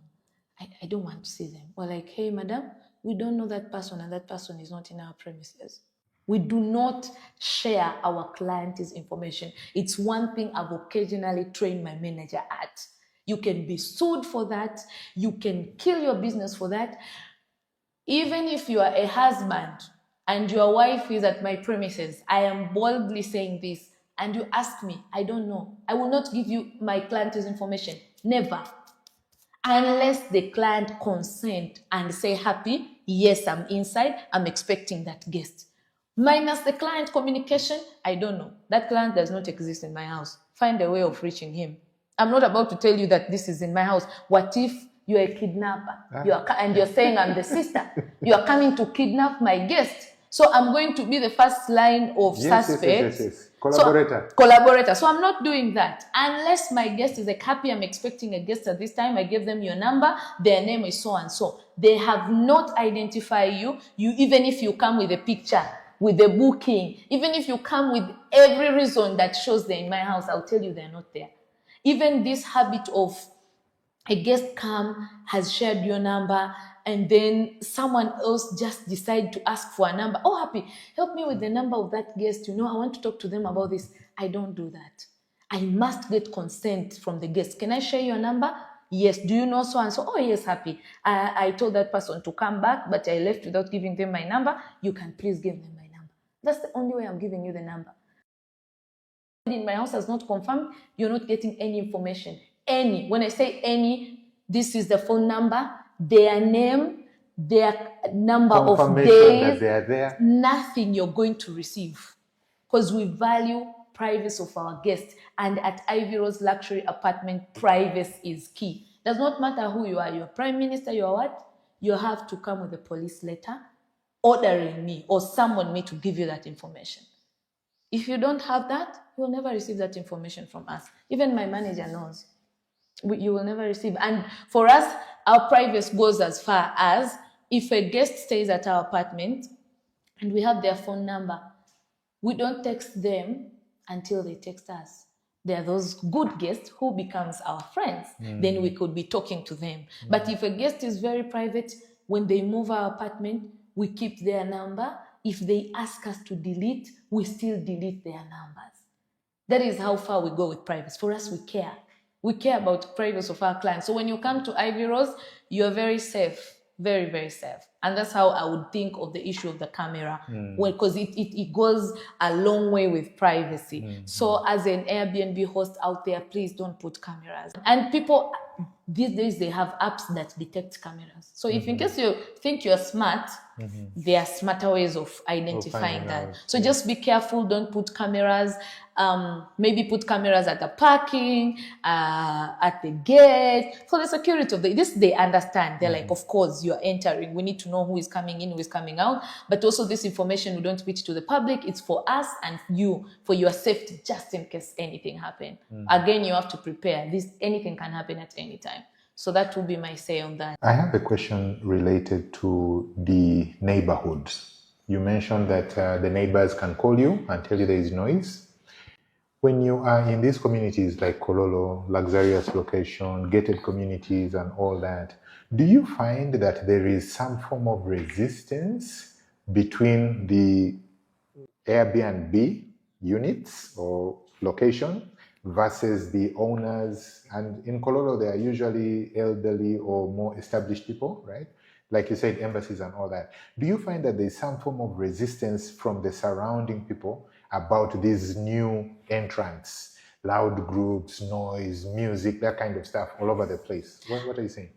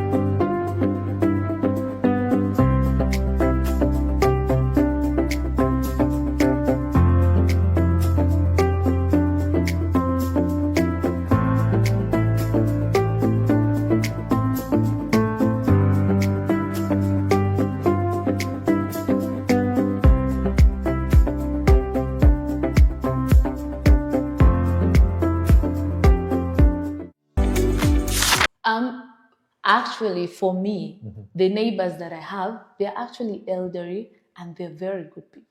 So they would say, Happy, we are okay. We know these are young people. They can play music up to 10, but midnight, 1 would love to rest. So they can tone down the music to a lower level. So for me in Kololo, I've not experienced very bad neighbors. Or sometimes they'll just say, Happy, there is a bit of noise. We're hearing someone shouting. Is it okay if you text them and you just tell them, we are resting, can they tone down the music? Because they know you are doing a business. They are well accomplished. That is their condominium. They paid for it. They're staying there. But they also know Happy is a businesswoman. She's trying to make money for herself. So it's basically how you handle the neighbor. Again, goes back to your personality. Do you talk to your neighbors? Or you're that person, you enter your Airbnb, you finish, you know how about when you begin making some few dollars, you feel like your neighbors are no longer important and you're like, it's me against me. But if you talk to your neighbors well, when you go to visit a guest, knock, hi, good afternoon. I'm your neighbors just saying hi. Are you okay? Yeah. This is my number in case of that anything. was a question that I had. When you have secured this new, for example, this 9th unit that you have, you're going to go and do research or maybe introduce yourself to the neighbors, share your phone number, and tell them in case of anything you can reach me. In case something is happening at the unit, don't hesitate any time of the day. Yeah, because for us in Kololo, we have a fine of $100 if someone excessively make noise. So they are saving me from a fine, which I'm not willing to give. So when I'm in Kololo and I'm in a floor, most of the time, I really thank God now the first floor of Block A is ours. The second floor is ours, except for one person. So I would go, hi, if there's a new neighbor, I go and introduce myself. Because we are neighbors, we need one another at some point in case of anything. Whether it is him or it is me, we need one another. I don't be on my neighbor's face, but I would love to know who you are. I would love to know of your phone number. So at 2 o'clock, if there's anything has ever happened that is putting you at risk, I am able to know because I have clients in the house. So I go and greet them, introduce myself, and if there's, believe me, these neighbors of mine, they are really good. There's any noise, they'll be like, Happy, your house looks like it has 50 people. Do you have did they inform you they have a party? I'm like, dear guests, I've been informed you're more than 50 people in the house. Oh yes, Happy. I'm like, how did you know? I'm like, I have neighbors. You're 50. You look at your shoes out. They are more than 10 pairs of shoes. So what do you expect? Do you charge extra for that? Yeah. If the house maximum capacity is 5 people, and you're 7 people, that means you're using extra electricity, extra amenities like toilet paper, extra everything. So what I do, you will pay $50 for each head. Maybe if you have informed me and you're like, I'm going to have a small gathering with my family and I might have 2 people sleep over. And I'll be like, okay, it's fine. But if you don't inform me and I catch you, you're paying extra. Of course. Yes. Of course. Have you ever faced sabotage from other hosts? Yes, because I'm a threat. I'm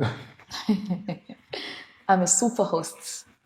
Not only a superhost, I am rated at 4.85. I have back-to-back clients. So if you're a host without integrity, it's your best interest to sabotage. But if you sabotage and we find out, honestly, I don't create it. I'll be disappointed, and after I'm disappointed, I'll be very happy. I know who you are, and my relationship with me and you start. Like we have to stay very far from one another. So, for example, you will find people coming through the gate. They have not booked, but probably they have been told, Happy. When you reach at the gate, ask for Happy. So when you feel people reach at the gate and there's another host has had, I say, hi, I have a better house to show you. I'm like, okay. So somehow they will go, get a bad experience, then say, is this Happy's house? I say, no, it's a different house. And then they come to me. So when because when a guest come Herbert and they say specifically, I've come to meet Herbert, and you know you're not Herbert, and you've taken my client, I will tell the clients, once the truth come out, I will confront you with it. I will tell you there and then. And then because I don't tolerate people like that around me, that's the last time we're doing business together. And also, sometimes you get people who want to give you bad reviews. They're like, see, I'll book Happy's house and give her a bad review. Oh, we can tell. You see, when it's your business and you pay a lot of attention, like you see, when I see the first message, I'm able to know there is a tone, there is a voice in your writing. I'm able to know which kind of a guest this is. Like it goes that deeper if you pay attention to this client so much. And also, when you sabotage, recently we got someone, I actually felt she came to sabotage my business because the first thing she entered in the house, everything was okay, but unfortunately, the door that in the sitting room that you access the balcony, the previous guest had left with the keys. So we are like, that's where the washing machine is. We're like, we apologize, we shall cut by tomorrow. So she's like, I'm going to leave a very bad review for you on Airbnb. She even said a big review. Immediately I call Airbnb. I'm like, you know what? I have a guest in my house. Because if you can't access the room, your first word should not be, I will leave a big bad review on your Airbnb.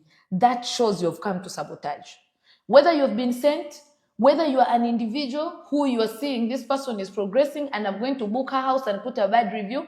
The moment I sent that, I call Airbnb direct. I'm like, I need this person out of my house because I have worked so hard, Herbert, to build 107 top review for you to come with a sabotage feeling. And believe me, if it's going to happen, I've not yet experienced it very bad, but if it ever happens, we'll pick ourselves up.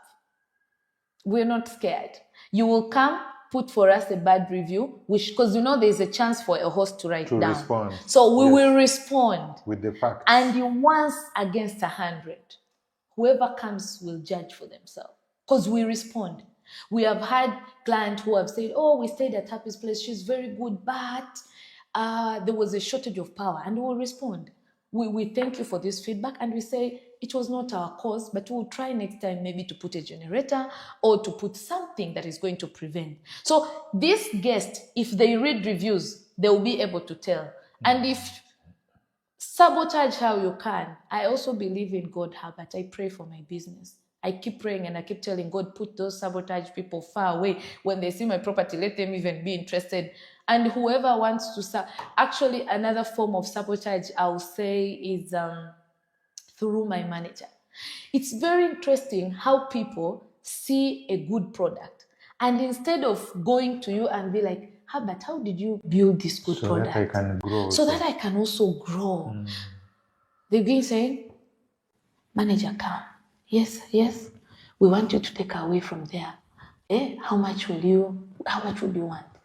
We can give you ×2. Now, remember, me and my manager, you're like this. We're like this. So you tell him that, he comes and tells me. And the next time I see you, I just look at you. My look will tell you that I know something about you. And I cut my relationship with you. That is it. And again, Herbert, you need to pray for your business. If you believe in any form of superpower on top of you, whatever you believe, pray to that power. For personal, I'm Christian, I will pray. There are a lot of things that happen in these houses. Sometimes the sabotage will come.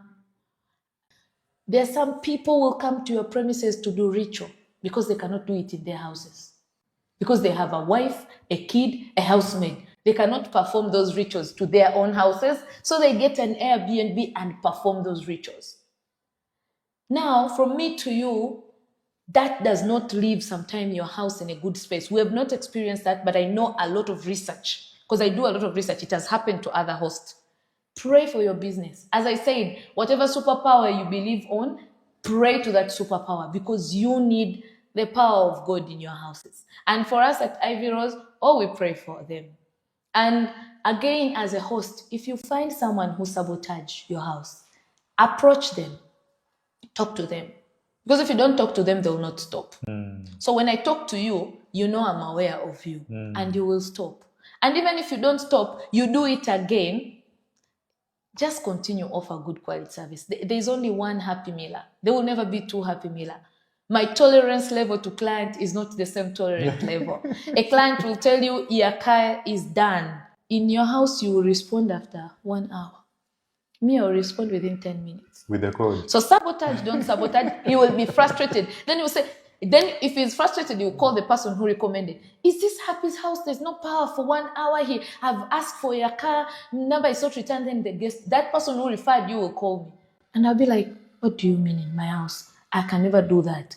That person is in a different, oh my God, I came through the gate and I'm like, hey, did you ask for Happy? Yes. And they took you to a different house. Yes. Then I go to that host. I think what you did is not correct, but please change. And there are those who are very proud. If you're not willing to change, it's fine. We continue with us. And that you have even given that client a more reason to come to me and not to you. We've had clients like that. They go to other places, they are frustrated, or a client, you've paid some people at the gate, you're like, any client who comes, even if they're Happy's client, send them to my house. what do you offer that is different from me? Because they are coming because of the experience they have in my house. So if you're not able to offer the same, they will be frustrated. And you know how frustrating it is to be in a house, there's no internet, and someone is responding after 4 hours and you're working from home. You're extremely frustrated. And then realize halfway that you are actually in the wrong house from what you expected. So this person will be so disappointed with you who has sabotaged me, and you've just made me look more beautiful to him. You'll be like, okay, now now I really understand why I should be with Happy. Yes, there's actually a friend of mine. This was not a sabotage, but I want us to learn. Basically, it could have been a sabotage. He stayed in my house. He's in Sweden. I'll not mention his name, but he's in Sweden. He stayed in my house, and then he was there for 15 days. And then he had a good experience from my manager, from myself. He wanted to extend, but you know, it's Ivyrose. Yes, we're already booked. So he decided to book. We were booked in all our houses. So he decided to book another host. And then when he booked another host, he told me, Happy, when I was leaving, I told this host, do you know Happy Mmila? This host was like, yes. He was like, you need to go and learn from that woman. There's a lot of things you need to go and learn from that woman. So I was like, that was a very good experience. But I was like, why did you say that? He said, Happy, Yaka was done. We were begging 1 hour, 2 hours. Things would go wrong in the house. Water was not there. We would have to beg. There's no update. There's no prompt communication. There's no prompt response. Happy, we were frustrated. He said, because I'm Ugandan, I don't want to kill this person's business. I am not going to write a review. For me, rather than me, because this was one of those who were a good guest, who understand the business. Because if it would be bad, he will go and write everything. But I said, I'm Ugandan because I'm a good person, and also I don't want to kill her business. I will not leave a review. Because if I leave a good review, genuinely I'll be wrong. I'll be saying wrong, things that are not for the house. And I don't want another guest to come and, you know. So it's like, I would leave. But you can see, if this guest is able to go to another house and is able to tell you, do you know Happy? You need to learn a lot from her. That means there's a huge difference from what they experience from your house compared to mine. So instead, as a host, as beginning sabotaging, train yourself to learn. Ask, Happy, you're in the same business. What am I not doing correct? Can you share with me?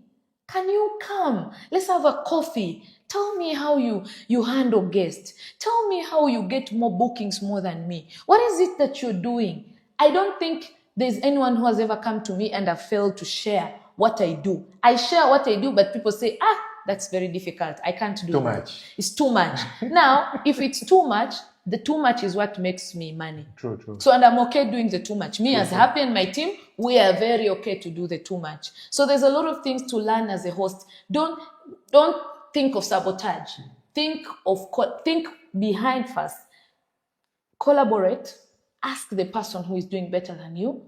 Let them share information. And occasionally, go to reviews. One of the way that I get research is I always go to, for example, I go to London. I'm like, this is the top rated host.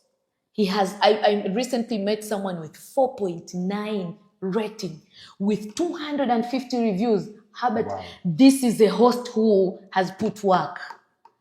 You are rating at 4.95 and you have 200 reviews. This is a host. So I go and I start reading. I can read even 50 reviews. I am able now to see, what are these people doing? What are people saying about his house? They are saying cleanness. They are saying uniqueness. They are saying the response time. So I'm able to know, so if I incorporate these same things, I'll be in the same position. So learn. Instead of sabotage, learn. Let me get this clearly, because I think I had it right, but just to confirm. You are going to the top-rated Superhost in London.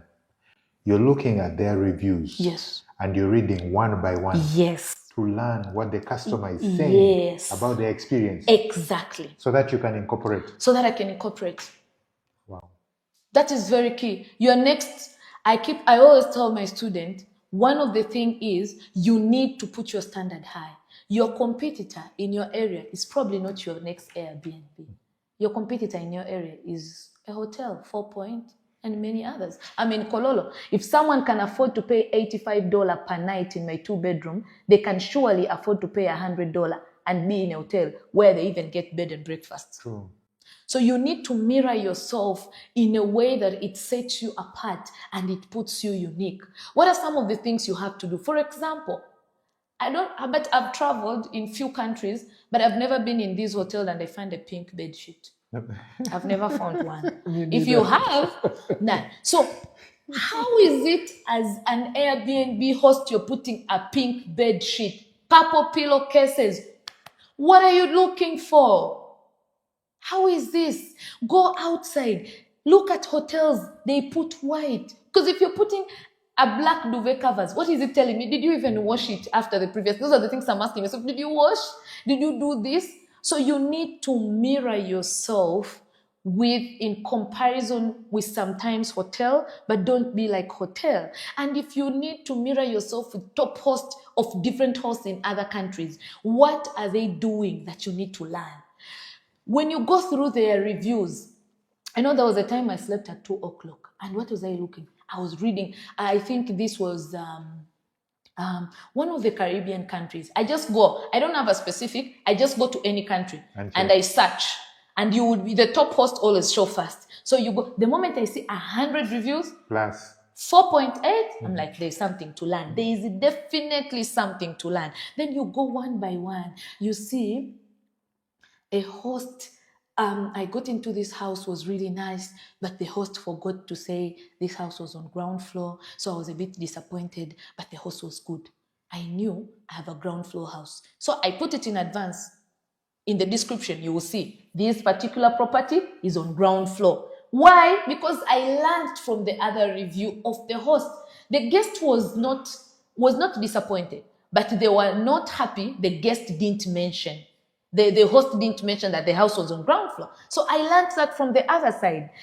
From another host, they're saying, oh, this property was so good because we were able to play body games. We had cards. So in our free time, it kind of given us something to do. We had Uno. We had Jenga. So it was really, I'm like, I'm buying Jenga. I put in my house. So you out there who is looking to compete with me, you've not done your research. You will still be there. List my house the way I've listed. Me, I have body games. You don't have. So that is 1 against 0. So as a host, you always have to do research. And yes, Herbert, I read a lot of research from other people. A lot of what guests say. And also my people in Kololo. Because you have an ability to switch as a guest. Mm-hmm. I always switch as a guest and see what people say. What do people say about people's house? And I'm like, oh, they're saying this host is rude. I know, for example, there are apartments which are next to us down at Acacia Mall. I don't want to mention them. People have always complained about noise. It's next to a bar. They're like, yeah, these apartments are nice, but the noise from the bar. And now I'm selling silence. At mine, when you come, there is peace. We're not close to any neighbors. We're in the middle of 2 embassies that guarantee you security. We're in the middle of 2 embassies that guarantee you silence. You're not going to sleep and you hear noise from the bar. But how are you able to tell? It's rereading the reviews of what people are saying about what is around you. But if you're not able to read, you're not able to invest time for research, you will not know that. Because now, for me knowing they have noise, now I'm selling silence. I'm like, when you come to my place, it's very quiet. You will have peace. So it's entirely up to you as a host in your area. Do you want to read and know what is around you? Do you want to know what people are saying about other houses around you so that you can turn it to become an opportunity to you and monetize it? That goes to an individual. Research is important, and research helps to make you unique and to offer a good experience to your guests. So it's you against your business. These things my manager does not do them. It's me who does them and empower my manager. Yes. So again, how about I said, customer-centric. Customer experience is what we offer at Ivyrose Luxury Apartments. Let me take you back 1 second. When you were starting, your friend that you went to trying to look for support did not support you. What are they saying now? Oh my God. Everyone is like, Happy, we want that business. We're see, because they see it working with me. They're like, Happy, we want, when you get a house, please tell me. Now others are like, Happy, can we collaborate with you? And I'm like, no, I'm not going to collaborate with you. I can now afford doing this on my own. So I'm not collaborating. But I can train you. I can train you to start somewhere else. Yeah, all of 90% of them. And I've been able to empower people around me to join the same business. They are two of my friends. They believe when I told them, guys, come into the business. The market is big. I'm that good. I share that information. I share even my finance to my friends. I'm like, look, you're my friend. I am here. Sit here. Because if my circle is rich, I am able to grow. That is how I believe. If my circle is not rich, I will struggle. If I'm the only one in my circle who is excelling, then you're creating a scenario where others will have to beg you at some point. And I don't want to create that with my group. If you know my friends, ask them. I will always tell them, guys, come and I train you. Other people, I charge them. For you guys are my friend, I'll even give you a 50% discount. Or you can pay me in like slowly, come, let's learn. And I've trained two of them. One of them had their one house. Then, oh, thank God, the business went well. Right now, each of them has 2 houses. One is adding a 3rd house next month. So one thing that I've always do is I always train the people around me. And I've always tell them this business work. And guess what? Do you think these friends of mine who I train, I'm the one who helped them to get their first house in Kololo. Greedy. They are also in Kololo. They are also in Kololo. Don't be greedy. If you have capacity to share with others, share. You know why? Because now today, those one, if they are fully occupied, they send guests to me. Yes, of course. Or and we they support trust you, one trust another. Them. Yes, they trust me, I trust them. One of them has always given me a client. She gave me a client for 1 month. She's like, Happy, I'm occupied. Now take this client. It's a win-win situation. So for me, those friends of mine, now they have, and I understand from their perspective, because by then, they had nothing to look at, that this business work. Now they have had Happy, who was going through the ups and downs, knows how to do everything, and now they have something to look and they can join. Because Herbert, let's agree, not all of us are risk takers as friends.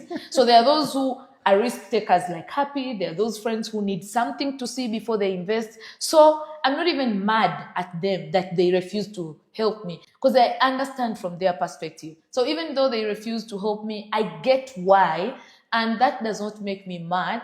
I am happy now they use me as an example, and they are very happy to refer me to other people. You're starting an Airbnb business, you need to learn. Coach, Happy, call your coach. Call my coach, Happy. Happy is very good. My friends actually are the ones who always tell people, they're like, Happy, we saw someone looking for someone to train on TikTok. Reach out on the number. Like, because they know, because I'm the one who always go to them. I'm like, guys, this has happened, this, and this. So these people are still my friends. And some of them have joined the Airbnb industry, and it's me who has helped them to get for a house, and then I've trained them, and I leave them to fly on their own. They're still my friends. I'm happy for them. I like that. Yeah. Empowering everywhere. I like that. Tell me, if you were to start over again from zero, what would you do different? Oh, it's an interesting question. If I'm to start over from zero, what will I do different? Will you sleep on the floor? I can go back to sleep on the floor.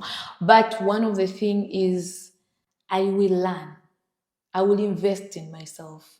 I had knowledge, but I didn't have enough knowledge. Still, I had to come back and learn. You see, empowering yourself with knowledge is more powerful, Herbert. It helps you to make informed decision. If you cannot make the informed decision, you're born to make mistakes.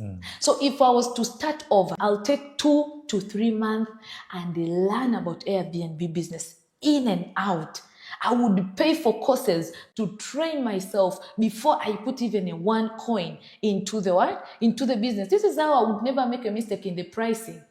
The $500 I missed from that booking, I would have never made it. So if there's one thing I would do if I'm to start over today, in any business, let it be in Airbnb business or any other business, is to impact myself with knowledge. Because through knowledge, I'll be able to offer a very good experience to my client. Some of those things we have to learn on job because we did not know. And I did not invest in knowledge until I was on job and I'm like, I feel like I need more. Is when I was like, okay, let me go and learn. So don't be like me. If I was to start over, I will empower and impact myself with knowledge, which I believe is very key, because then it will help you to make informed decisions. It will encourage you to grow. It will encourage you to offer a customer-centric experience, and hence you'll be successful in your business. Let me ask a related question. You mentioned the platforms, Airbnb, VRBO, and all the rest, booking.com, right? Do you have any, I would call them hacks, that you use to ensure that your listings are always fresh, they're always... So you need to understand each platform and how each platform operates.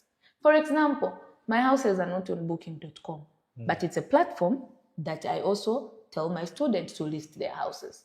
You know why? Because the nature of booking.com, guests can book and they pay cash. So if they are paying cash, they can cancel anytime.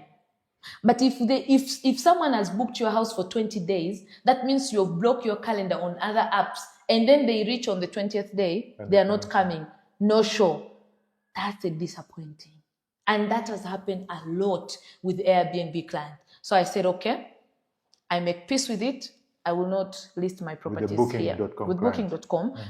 If I'm to list in future, maybe I have to find a better strategy. Maybe I will not incorporate the calendars. It will have to be the calendar on its own. In case someone doesn't show, it's entirely up to them.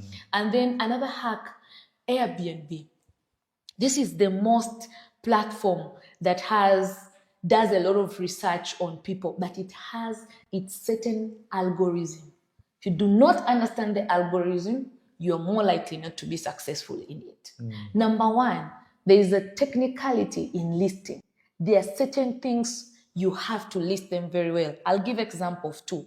If you have a flexible cancellation policy, you're more likely to be booked than someone who has who does not have it, or who has a very fixed cancellation policy. One, because if my visa has not come by this time, I know I can change to another date. But if my visa does not come this time, I know I can be charged. So I'm more likely to book with this person. If it's a B, the other person. Now that is a hack. If you do not know it, you're more likely to miss it. Airbnb algorithm supports people who are it wants you to always check on the app. Even if there is no booking, check on the picture, shift one picture to one another, try to look on the messages, try to see that there is an engagement. It helps them to know you are an active host. So if you're not doing that, you're missing out on the money, because Airbnb will not promote you. Now, another hack, Airbnb run purely on reviews. You cannot pay to sponsor. Purely on review. So if you do not know that is through your reviews, that is how your house is going to be on top, then you will not, you will miss it, and hence you will miss your booking. Agoda gives us client, but it takes a long time before you get a client from Agoda. And also clients from Agoda, they pay the money. If it is 1 bedroom 70, they'll pay. And when they come, most of the time their booking is between 10 days to 28 days. So you have to learn each platform. Understand, in this specific platform, what are some of the things I need to pay attention to buy on the algorithm so that I can be on top of my game? If I go to Agoda, how do I price myself? So these are the things you have to learn. I've just given an example of cancellation policy. So through this, we are able to, if you understand each platform so well, you are able to know and you're able to position yourself very well.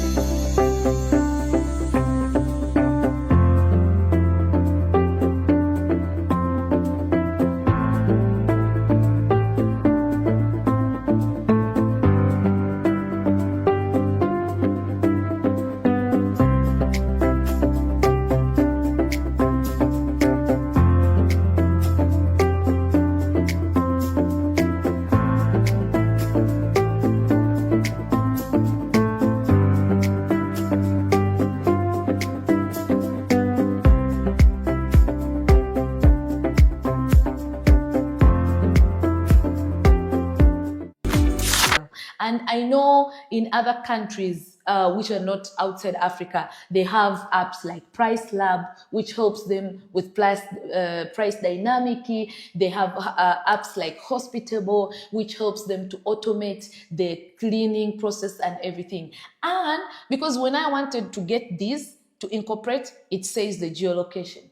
So I am here to say I am developing an app in cleaning aspects, and by December we'll launch it, and then we will also begin having our own app that are helping us, like people who are hosts in countries that are outside Africa, because those applications that they have, some of them don't operate in our premises. So what does that say? It calls for us to be creative and make our own. And that is also because I'm also I love technology. So that is the angle that I'm taking. So if you're an Airbnb host, or if you are a short-term rental host, understand each app on its own. That's a hack. If you don't understand each app and how each app operates, you have missed the business. For example, another example is in Airbnb, if you don't put instant booking is that time where a guest can instant book without requesting. If that button is off, Herbert, you're missing a lot of clients, because they are clients who just want to book. They don't want to begin saying, hi, how are you? Is your house available? Oh, I'm requesting for this and this. No. So if the client, and the 90% of my clients, they do instant booking. So if you, in your Airbnb app, it's closed, you have missed 90% of clients. But if you do not know, then you miss on the client. If you did not invest on yourself, do research, you have missed it. So that's why I keep saying the hack is in understanding each app, how it operates, how its algorithm run, so that it can help you, and it can help you as an individual to fix those things. So I think that's a hack for me. Understand each app, the way it operates. As far as we are concerned, we no longer have apps that are helping us, for example, to compare the price, like Price Lab. So it calls for creation. You see, the industry is so big. So someone out there can create such an app. Do you think that Airbnb versus real estate, do you think Airbnb is poaching on real estate? What do you think about this, the rental business? I would say, so in this case, we're saying an owner of an apartment vis-a-vis someone who is renting an apartment. Someone who has built an apartment and is going to turn it into Airbnbs versus one who has built for rent. What dynamic do you see? I see, number one, the dynamic of building. You're going to use a lot of money.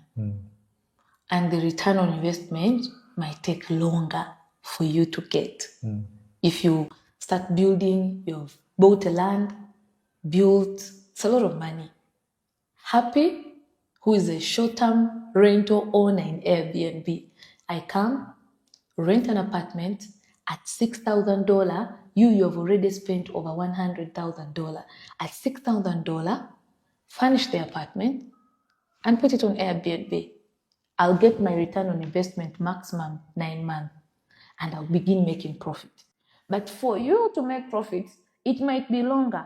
But also, on another way, I look at it this way.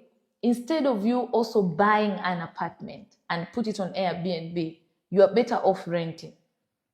You will see the profit way early, and you'll be able to maximize the profit faster. Though, again, vis-a-vis the owner does not have rent increment, because a landlord can just wake up and say, I've increased your rent. So these are the dynamic also that we have in the rent-to-rent business model. We who are on Airbnb. So vis-a-vis this other person does not have that dynamic. But we have that dynamic. And also, I feel like in the Airbnb industry, you're more likely to make profit faster compared to when you own. You see, when you own, you're buying land, you're building, there's a lot that goes into it. It's a long-term goal. But even as an Airbnb owner, I would love to say, when I reach 15 houses, I would love to build mine. at some point. But you have to first invest and be making money. Then you list yours. Then as you have these others making you money, then you're starting to build. So the dynamic around there is, I see you have invested a lot. It will take you longer to make profit. Happy has invested less and she's making profit faster, which is what we need you see, when you make profit, it even motivates you. True. You see, when you don't make profit, it's such a hard thing. You're like, I think, because I've had people selling their houses. I bought this house, I thought it was going to make me profit. I'm like, how were you thinking like that? Who has told you? And also, realtors, they need to be telling the truth to these people. That is one thing I found very disappointing. I know we all want business, but at least when you're true to your guests, there's a level of believability and trust and credibility. I've met someone who came to me and is like, Happy, I bought my condominium in Kololo and they were telling me I'm going to make $4,000 every month in a 2-bedroom. I said, hold up, is this profit? They said, yes. I said, me who's an Airbnb top host in this place, I've never made that amount of money in a 2-bedroom. They have lied completely to you. And I don't know anyone who has. If there's anyone who have, please call them and they explain to us. So you find a lot of people come with a lot of expectation. They're telling you when you get a condominium in Kololo, you get your return on investment in 2 months, which is not true. Which is not true, honestly. And as a realtor out there, I am begging you guys, please tell your client the truth. And if you don't know how the Airbnb industry moves, at least charge them an extra cost and tell them, let me bring for you someone who is an expert who can give you real figures for you to know, should I invest? Should I not invest? But when you lie to people who, it's very disappointing for you. You're working abroad, you want to invest, it's become frustrating. And this is why a lot of people are selling. They don't see the value because they were given illusion that you're going to make this money, when in actual sense, we don't that. And in Airbnb, I think it makes even more sense when you do rent to rent, because then you're growing faster and you're able to collect the money and reinvest in other property. Because even now, as Ivyrose Luxury Apartment, we are thinking to move to Dubai. It's our next location. By the end of the year, we should have been able to list a couple of properties in that country. So for me... Why Dubai? I did my research. There's money in Dubai, Herbert. In low season. When it's a high season, it's really high season in Dubai. So I've done my research. I am encroaching Dubai, Abu Dhabi, Doha. Because also there's a Formula 1 tournament in one of those countries. So I go there with well information. I'm equipped. I know during this time of the tournament, if I can maximize and make my profit, then other month I will be comfortable. But why Dubai it has been a destination for many people. It is also a destination for people, for expertise, for companies putting their headquarters there. It's where most expatriates are working. So if these expatriates are working, they would want properties. And also everyone who is traveling to Dubai, they have different budgets. And sometimes there's a certain level. It cannot go beyond that. It's either this amount of money. So I am going there while I am informed. I have done my research. I know there is a license that you need to buy before you operate on Airbnb industry, which is so different. In Uganda, we don't have to acquire a license. So you have to identify cities and be like, why? If you're saying I'm going to Nairobi, why Nairobi? How are people who are there performing? How are they viewing it?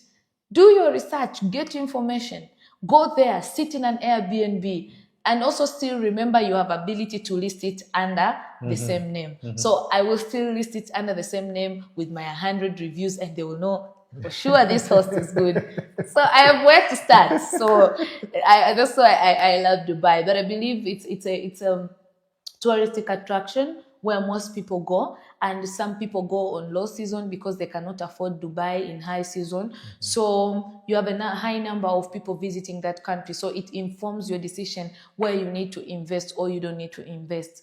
And also one more thing, if your friends travel, ask them, when you travel, what do you see? What are some of the things you'd love to see? What stood out for you? What stood out for you? Yes, What yes. did you like? Because this idea was through also my mentor. He looked at our reviews. I had posted on my WhatsApp status. There were 107, and at 4.8 said, I think we have matured enough now to move to another country. And I told him, I think he's right, because we've hosted 100 people. 100 people who are happy. It's not That's easy. incredible. Someone was like, are these people your neighbors? I said, come on. I can't have 100 people who I know in my houses, then I'm not making money. These are completely different people from different countries, from different they angles. thought they were your relatives? Yes, I said, yes. these are completely different people, and these are genuine review. I have a review for 3-star at one point, long time ago. I said, these are genuine. Look at the things they write. They're not writing the same thing, because everyone has a different experience, and everyone is writing their experience. So I believe if you are looking at investing in a short-term rental business, it will be easy. Rent to rent, rent, furnish, put the house, put the work, and then you'll be successful in the business. And ask. Then the thing is pride. I don't know what's wrong with people. How do you do business and you're proud? Like, you're proud in knowledge. You can be proud in other things. You're proud in knowledge. You're like, I'll not ask. Sure. Who is she? I'll not ask. No, I'll not ask. I'll start. I'll do this. There is someone I went to visit, and they're like, Happy, I'm doing this, but things are not moving. And he told me, I had an interior designer who designed my house. I reached there, I was like, okay. Why? Because I don't disagree with what the interior designer did. The interior designer did, they designed the house. But the way we furnish Airbnb, there's slightly a difference. Because if a white couch might look spectacular, might look nice, but is it sustainable in Airbnb, a white couch?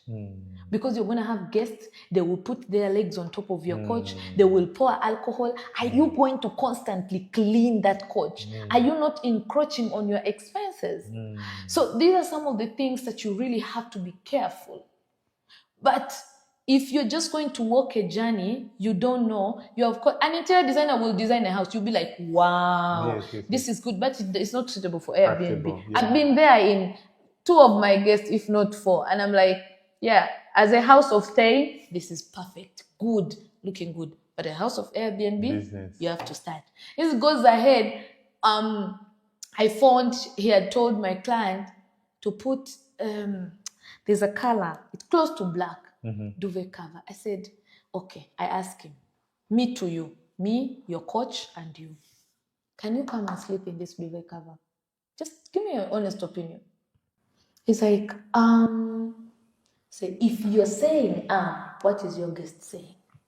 You, yourself as an individual, who you are the owner of the house, you're saying, if you're saying, what happened when the guest is viewing that house on the app? They scroll. They're like, this duvet? No, I'm not going to stay in here.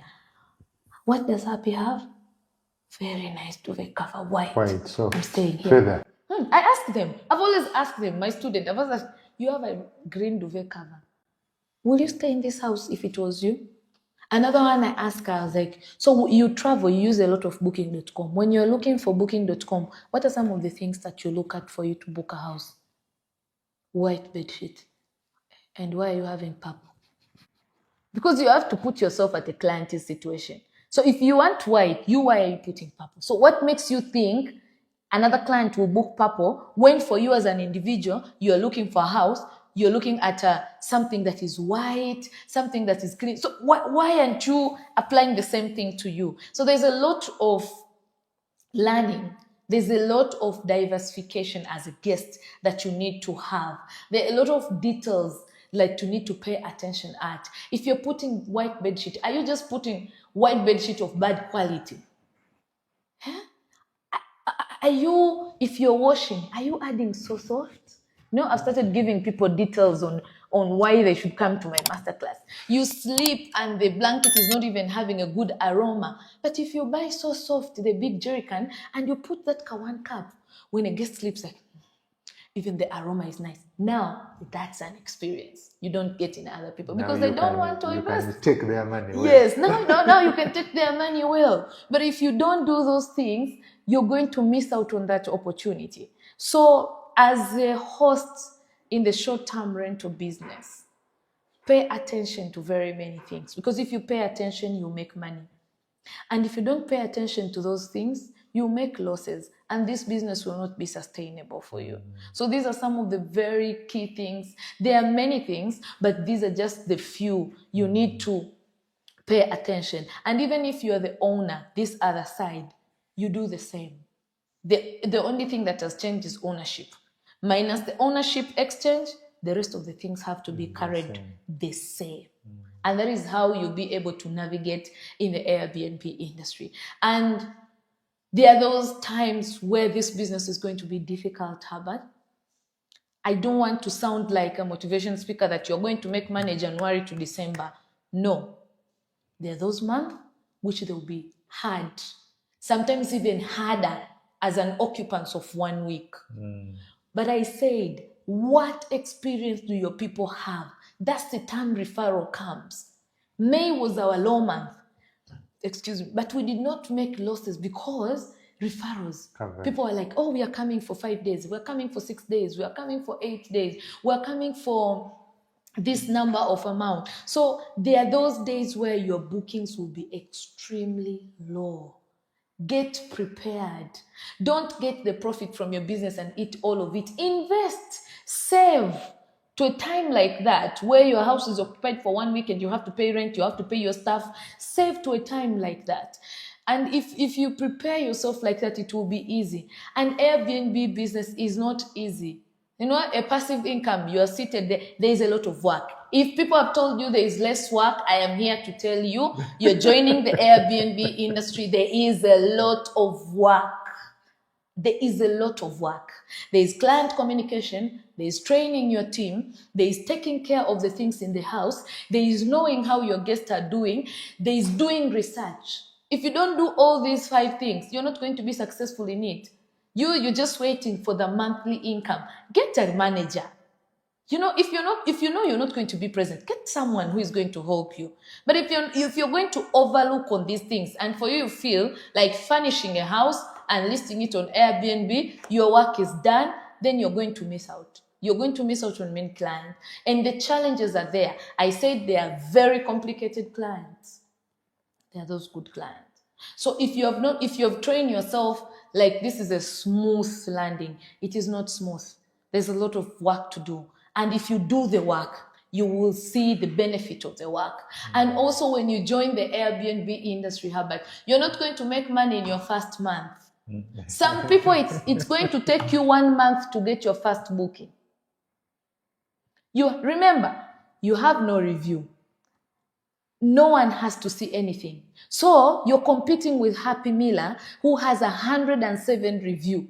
Who, when you go to Airbnb and put Kampala, her house is among the top 5 houses that shows. But also not on top of that, she has people who have already stayed and they're saying that they had a good experience. You've just joined. So don't join and be overly excited that in a first month, I'll make a lot of money. Yeah, on rare occasion, you might make money on a first month. Even myself, I didn't make enough profit for the first month. It took me 3 months to finally fly and say, okay, this business is good. Breathe.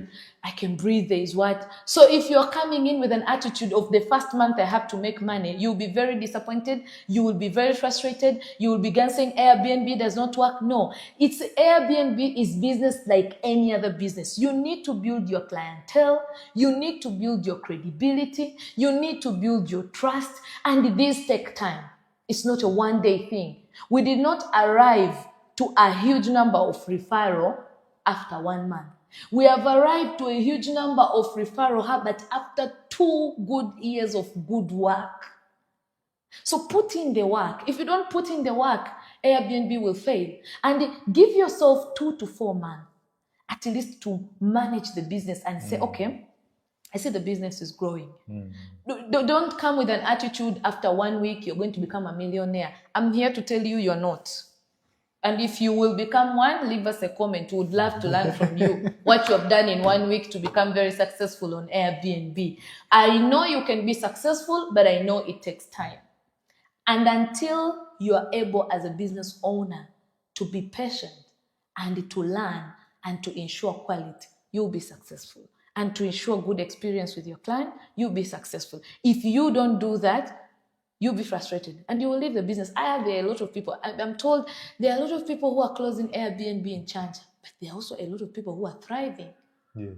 You will need to ask yourself, why am I the area closing? is good also. Why is it other people are fully occupied in December? For you, you're not booked. There must be something you're not doing right. So be patient, learn. And if you're not making it, ask yourself why.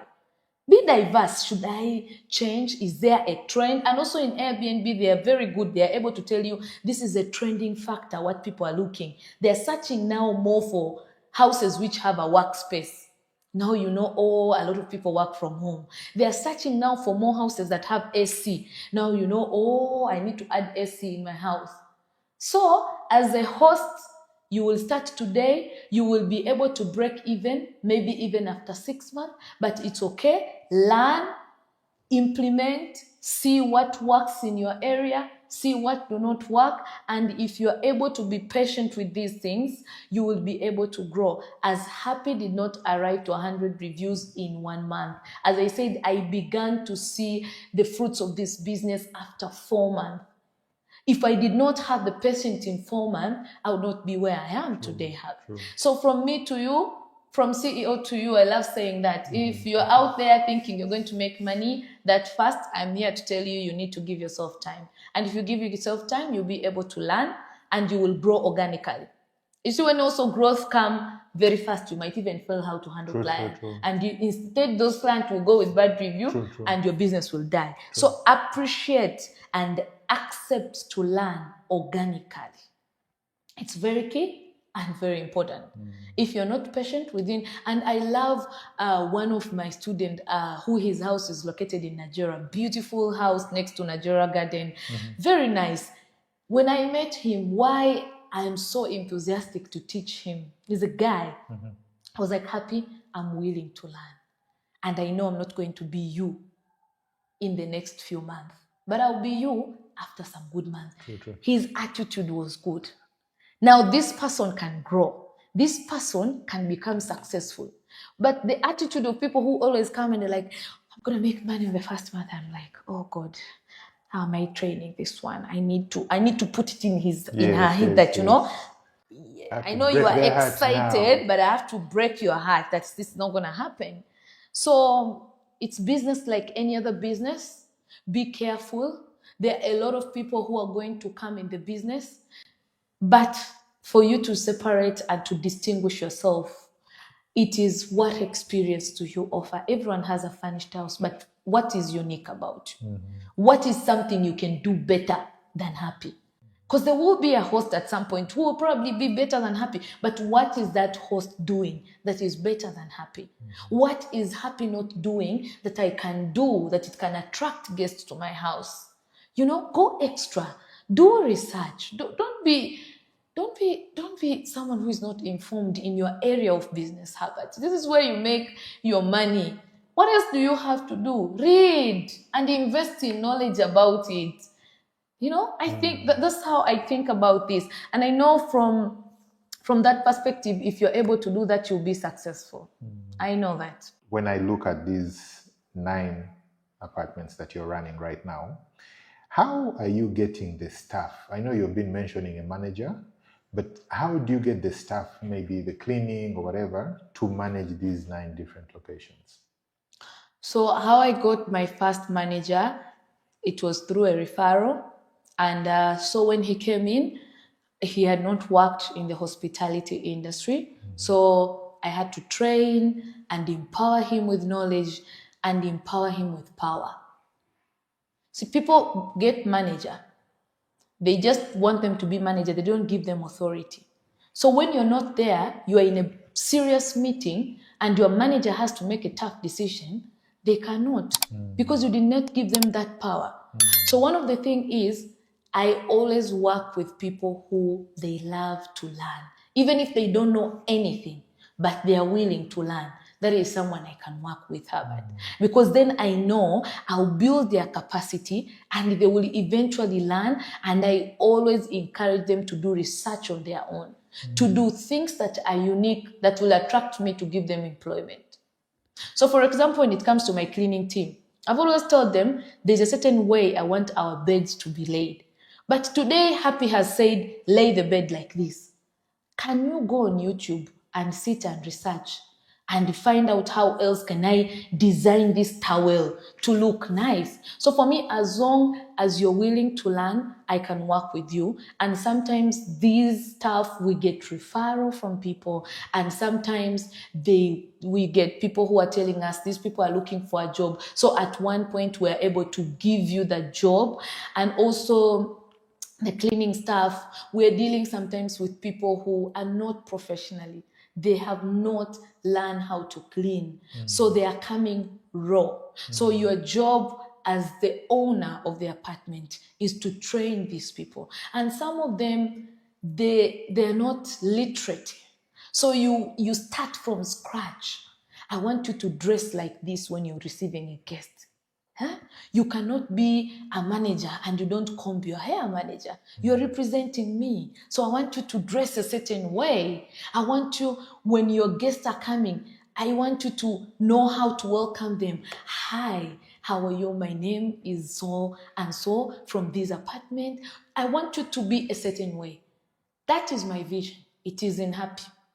For it to get out of Happy, there are trainings, there are capacity building sessions, very many times that you need to do. They are going to make mistakes. Learn with them. And don't play a game of blaming. Many times when we blame our managers, we discourage them. Then they do the job because they have to do the job. So even the creativity level is low. But when a manager loves their business, they're passionate about it like the way you are. Even you can see it from the guest experience, you can see it everywhere. So how we vet our staff is through referral, and some of them we put the word out there, we are looking for cleaners, and they'll be able to approach us. And now I no longer do interviews for cleaners. It's my manager. Learn to delegate. Learn to delegate. Because right now, I go for big meetings of organization and approach them and be like, I have a furnished house. Please give me a job. And actually 2 of our houses is occupied by a company for a whole year. Now, offload this type of work, give it to the manager and give them power. If you're not there and the client is abusing him, is he able to tell this client, we are giving you full refund, please step out of our house. Our policies does not stand with you abusing any of our staff. If he does not have that power, when that happens, he will have to wait for you to make a decision. I remember when I traveled last year to Ghana, I was there for close to 1 month. And because I was very busy, I'd gone for work. So at times my manager will have to make a hard decision. He'll just say, Happy.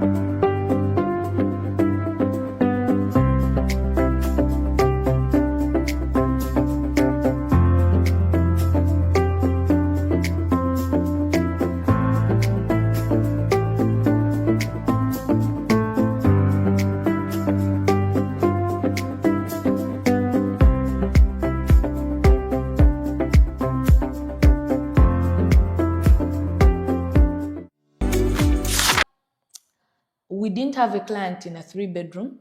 Someone came in for 1 bedroom. I locked 2 bedroom and I gave this client access and I charged this client $55. And I'm like, oh, Good my job. manager is thinking like me. Such scenarios will make me so happy. Or you will find something which is very out and my manager would sort it and say, Happy, there was this situation with the client. I had to approach them in a very tough way and tell them 1, 2, 3. Do you know why he's able to do that? Because I've given him the power. You are happy when happy is not on ground. You reflect me. You are me. So learn to delegate. And when you delegate, don't delegate without training. You're delegating to your manager. I want you to make decision. But when he makes the decision, you're blaming him. Instead of blaming him, let him make a decision. Be like, manager, this is good or this is bad. I think you could have done it better if you do this.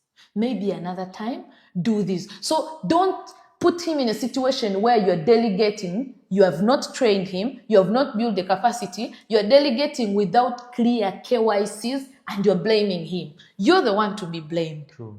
So as much as we vent our staff, take your time to build capacity with your staff. Take your time. How about this? This is a teamwork. I would not be a super host without my team. I've said it in many places where I have been invited as a speaker. I would not be this if it was not for my cleaning team, if it was not for my manager. Sit with them. All the time we have meetings, it's serious. I sometimes go and they buy their lunch from Kamojo down there, where their lunch is 2K or 3K. And that lunch they will bring, we'll sit and eat together. And we eat. So in the middle of eating, we are talking, hey manager, how is your family? How is this and this? This is how you are able to find some things. Happy. My family is not doing good, you are the one who is leading this team. So what can affect their family can affect their input in work. So if you are able to encourage them, they are able to know my CEO or the management is with me in this. We're not saying get to their personal nitty-gritty, but we are saying if you're going as down as sit and eating with them, they are able to share with you their frustration. And as top management, you are able to see how can I empower, or even maybe they don't need money. Maybe all they want is to hear an advice from you. Because not all the time they need money. Maybe they just need an advice from you. Maybe you are more experienced than them. You have traveled more than them. So you are able to talk to them. But if you never get to interact with your team, you will never know what is troubling them. Because remember, this is your team, Herbert. If you're not there, they're the ones who are in the premises. So if you're not able to understand them, you will not know. I'll tell you, I know now, for example, I know my manager is a Jehovah's Witness. I would never put him in a position where he has to put a cake or buy a birthday card because I know his belief of religion does not stand by that. So when it's a situation where I need to buy a birthday cake or a card, I walk myself, buy a card, buy a cake, and put it there. He knows I respect his values. I know for a fact my manager has a midweek service. I think it's on Thursday, between 5 to 7. So I know if there's any client checking in on Thursday between 5 to 7, I always tell him, let me know in advance. I cover for you. So I stand by for him. I know for a fact my manager, sometimes he has a family. So sometimes maybe he says, Happy, I'm going for a family gathering, there's this and this. So I'm like, it's okay. Let me know in advance so that I can cover for you. But if you don't know, your manager does not, his faith does not concur with a birthday cake, you're going to force him. He will do it, but he will not be happy. And hence, you're going to have unhappy staff and unhappy output, and the whole process is frustrated. So as an Airbnb host or as an owner, go down, understand your team. Understand their values. Put your values with them. This is how avoid being you can be professional, but sometimes things don't come out. When you're in meetings in office, you're like, okay, manager, let's talk. You cannot pull this fact out of them. So that's why sometimes I encourage, I say, sit with your team, eat with them. Eating with them eases them up. Oh, Happy's here. We're eating together. So what, guys, what's going on? If your team loves football, sit with them and begin. I am a big Chelsea fan, a big supporter of football. So I know my team love football. So I'll be like, guys, yesterday Arsenal was beaten. How are you guys? How is it running? Or sometimes check on your team. Yeah, it's a boss-employee situation, but check on your team. There are a lot of things that are happening currently. Check on your team. Hi, manager. How are you? Is everything okay? Are you fine? Yes, I was just checking on you. Are you okay? Okay. Manager, I was just checking on you. And if your team is performing, but in my experience, because I was employed, I've been employed, so I know this. When your team does very good work, you don't say anything. When they do a bad thing, you're like, oh my God, I'm teaching you this. But how the same energy you're putting when they do something bad, can you put the same energy when they do something good? Appreciate your team. When they're telling you, when they've done something good, and this month we have moved on so well, we have made profit, the clients are happy, their reviews are, oh my God. Get some money and buy this manager a very nice shirt. Something small, but he appreciates. Get some money and take your team for lunch. Take them to Acacia Mall and be at KFC. Be like, guys, why you're here? It's because you've performed exceptional well this month. And from me, I would love to say thank you so much, because I will not be this. You make them feel they are part of you. This builds loyalty, and this builds creativity and more hard working. But if you don't know these things, nitty-gritty, for you never appreciate your team. You only come to them when they do something bad and you go off wires with them. Don't do that. You're not building a team. Building a team involves you incorporating yourself with your staff and selling your vision to them so that they are able to stand by the vision. Because if you're not selling the vision, what are they standing for? And another thing, if your manager is your representative of you and he has power, allow him to make decisions. Let him not make a decision of firing a cleaner. And a cleaner comes to you and he's like, oh, and you're like, okay, you're back to work. Let me tell you, I stand by my manager's decision, even if it's wrong. I'll correct it later. I correct it later. I do not rub it in front of other people that you're more powerful than my manager. No. That's my manager. He represents Happy when Happy is not there. So when he makes a mistake, I stand by it. I come later and tell him, Geoffrey, I do not think this was right. But it's okay. You already made a decision, but we can work on it. There you build capacity with him and the team. And a very good example, I don't allow people to disrespect my manager. I think I said this earlier, yes. And I'm very serious about it. Yes. If you can disrespect my manager, you can disrespect me. And I show it to you as a guest.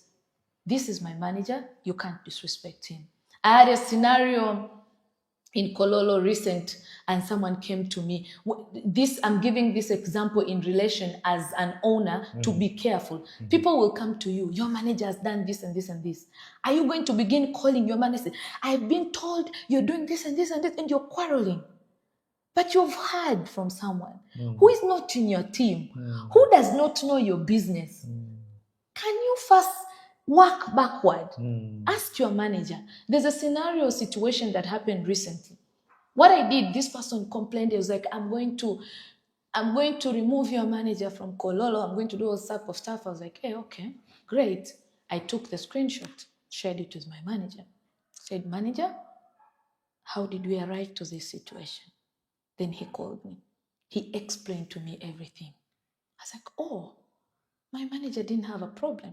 It was the other side's problem. But if you're a leader who reacts, this manager will feel bad. Will be like, how about Happy listen to my side of story? He has listened to one side and he's putting the blame. He's abusing me. He's saying all sorts of. How about if he had listened? Because my manager is my team leader. Is the leader of this team. So if I hear anything about him, I don't react. I first listen. Manager, how are we here?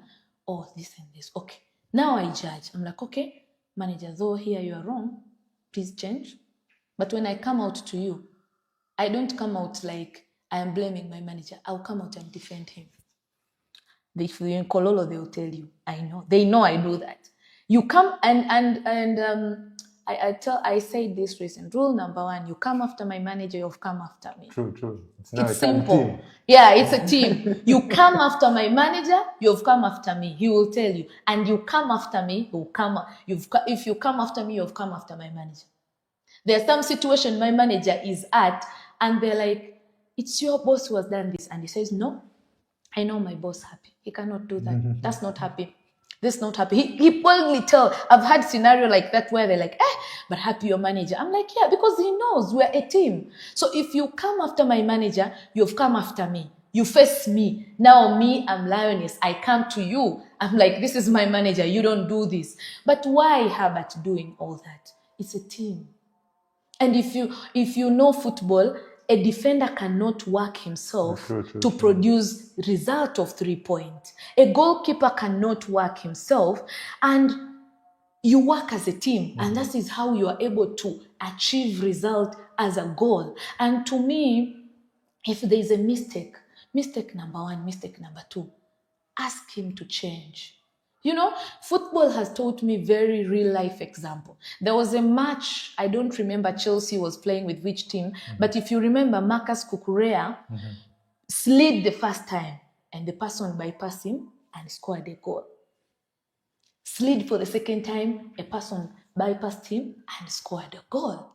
And the second time, he quickly ran and changed the boot and come back. And do you know what happened after? Chelsea won that match. I'm not just giving that example because I'm a Chelsea supporter. I want you to know, as a team, if you are able to identify a mistake the first time, you're doing training the first time, you think it's not working. Second time, it's not working. Quickly change to a model that you think it's working for your team. And you incorporate that model so that you can win together. That is how I look at my team. And that is how I respect my team. Because my team, without my team, Herbert, Ivyrose Luxury Apartment is not there. So me and my team, we are together. Me and my team, we have the same vision. We speak the same language. We speak the same way because we are a team. And if you cannot build a team, then you cannot leave the business. And don't overly control. If you're delegating, delegate with clear instruction. And when your manager makes a mistake, be able to learn with him and don't play a blame game and get into the business of your team. They might be going through something and they're scared of you. In the beginning, apparently, I didn't know. I was very tough. So when I got a feedback, because I used also to react on, I've had your manager's done this, I'm calling manager, why? So when my manager gave that feedback to one of my business partners, and they said, okay, I learn. I was like, as a good leader, I accept where I make mistake. I'm not perfect. So I learned. And from then, when I change my ways, he will tell you.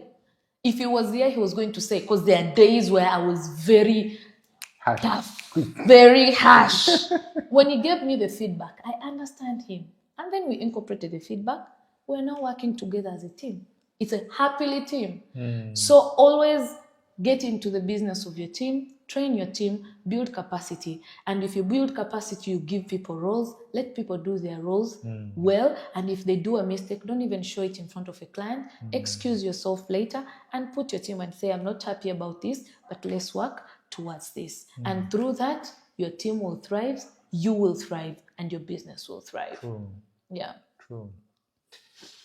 What legacy do you want to leave behind? When you ask me this question, it's very emotional to me. I come from a middle-class family. And I lost my father in 2018 as a firstborn of a family of 4 ladies and 1 boy. The legacy I want to leave behind is it does not matter which background you come from.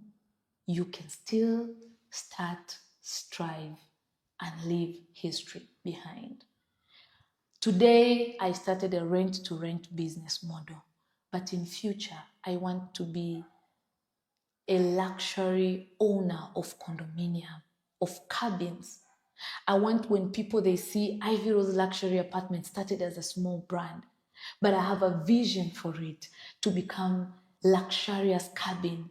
And for us, even in the cabins that I'll build in future, I do not want to live, they have built a hotel or they build cabins, they're very nice. I want whatever I build to be customer-centric experience. I want other people to sell hotels. I want to sell experience. So I'm looking at that to in future to leave it. And I want to leave a legacy that Happy was there. She did not start from a huge privileged family. Happy slept down. I can use this same example and become someone good in your area of interest, in the industry that you're at. Because oftentimes we miss examples of real life that has happened to people. Oftentimes we're like, oh, I went to government school. I did went to government school. I did sleep down. I did sit down. But what did I do to get myself out of the situation? Is always the legacy. I want people to always look and say, yeah, this woman started from here. She is here. I can relate. I come from a government school. I went to Makerere. We come from a middle class family. I lost my father and I had to take care of my family. So let it not be an excuse. Whatever you go through, pick yourself up. Build your empire. Begin from nowhere. Begin from nowhere, because I sat down. I didn't have someone to give me $6,000. No one was there to give me. But how did I start? I want to leave a legacy that you can pick yourself from anywhere and start if you have a zeal. This is why I say, try to fail, never fail to try.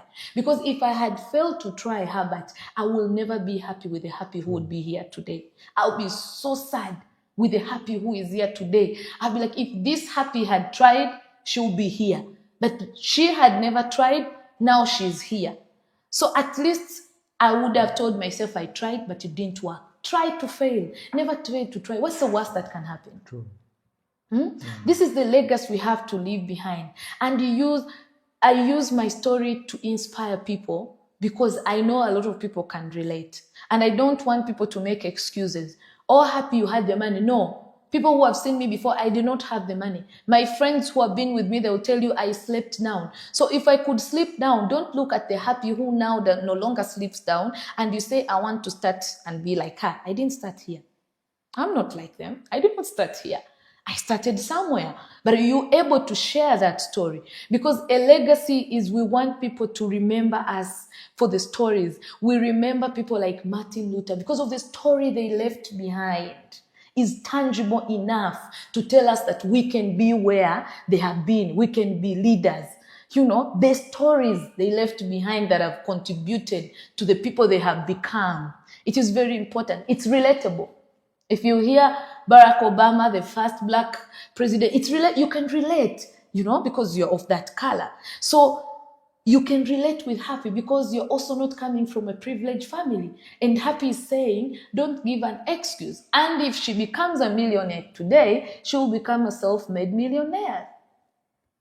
And that is my goal.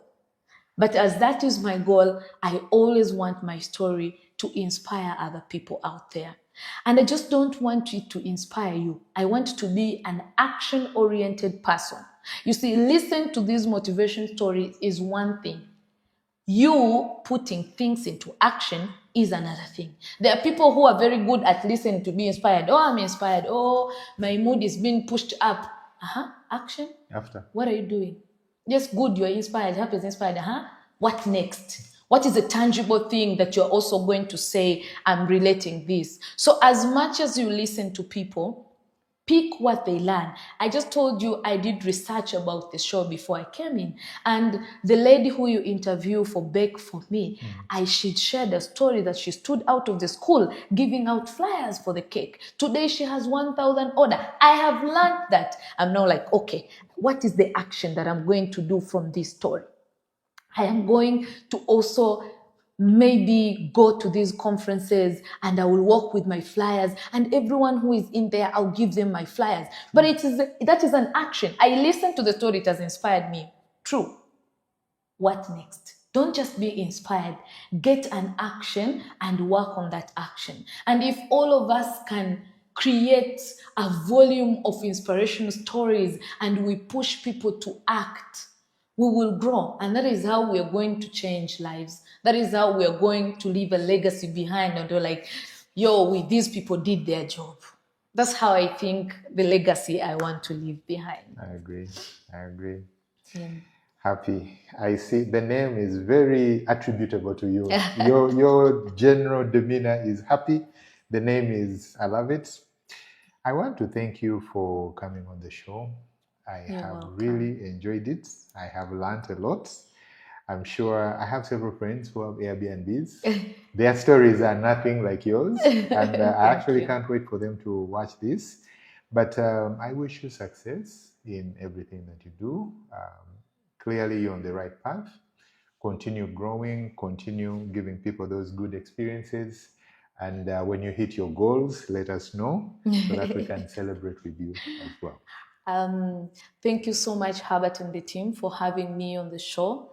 And I'm so happy to be here.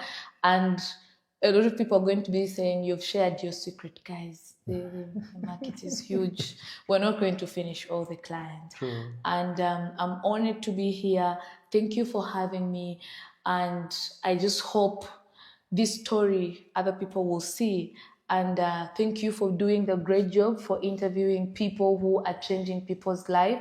It's such a good thing to do, because sometimes we just need to hear that one person who has been in a similar position to relate to them, so that you can also be inspired and becoming like them. This was an honor to me. And today I am in 9 house. When I reach 15 house, I'll also still come and share the stories. I'm sure by then I'll have different angles. And whenever you always need me, I am always available and I'm always willing to share. I think that's who Happy is. Yes. Yeah. Thank you so much for having me. It was such an honor. It was such a pleasure. I had a very good time. I think I've overused my time. I don't know, but I was very happy to share. Thank you. You're welcome, Albert.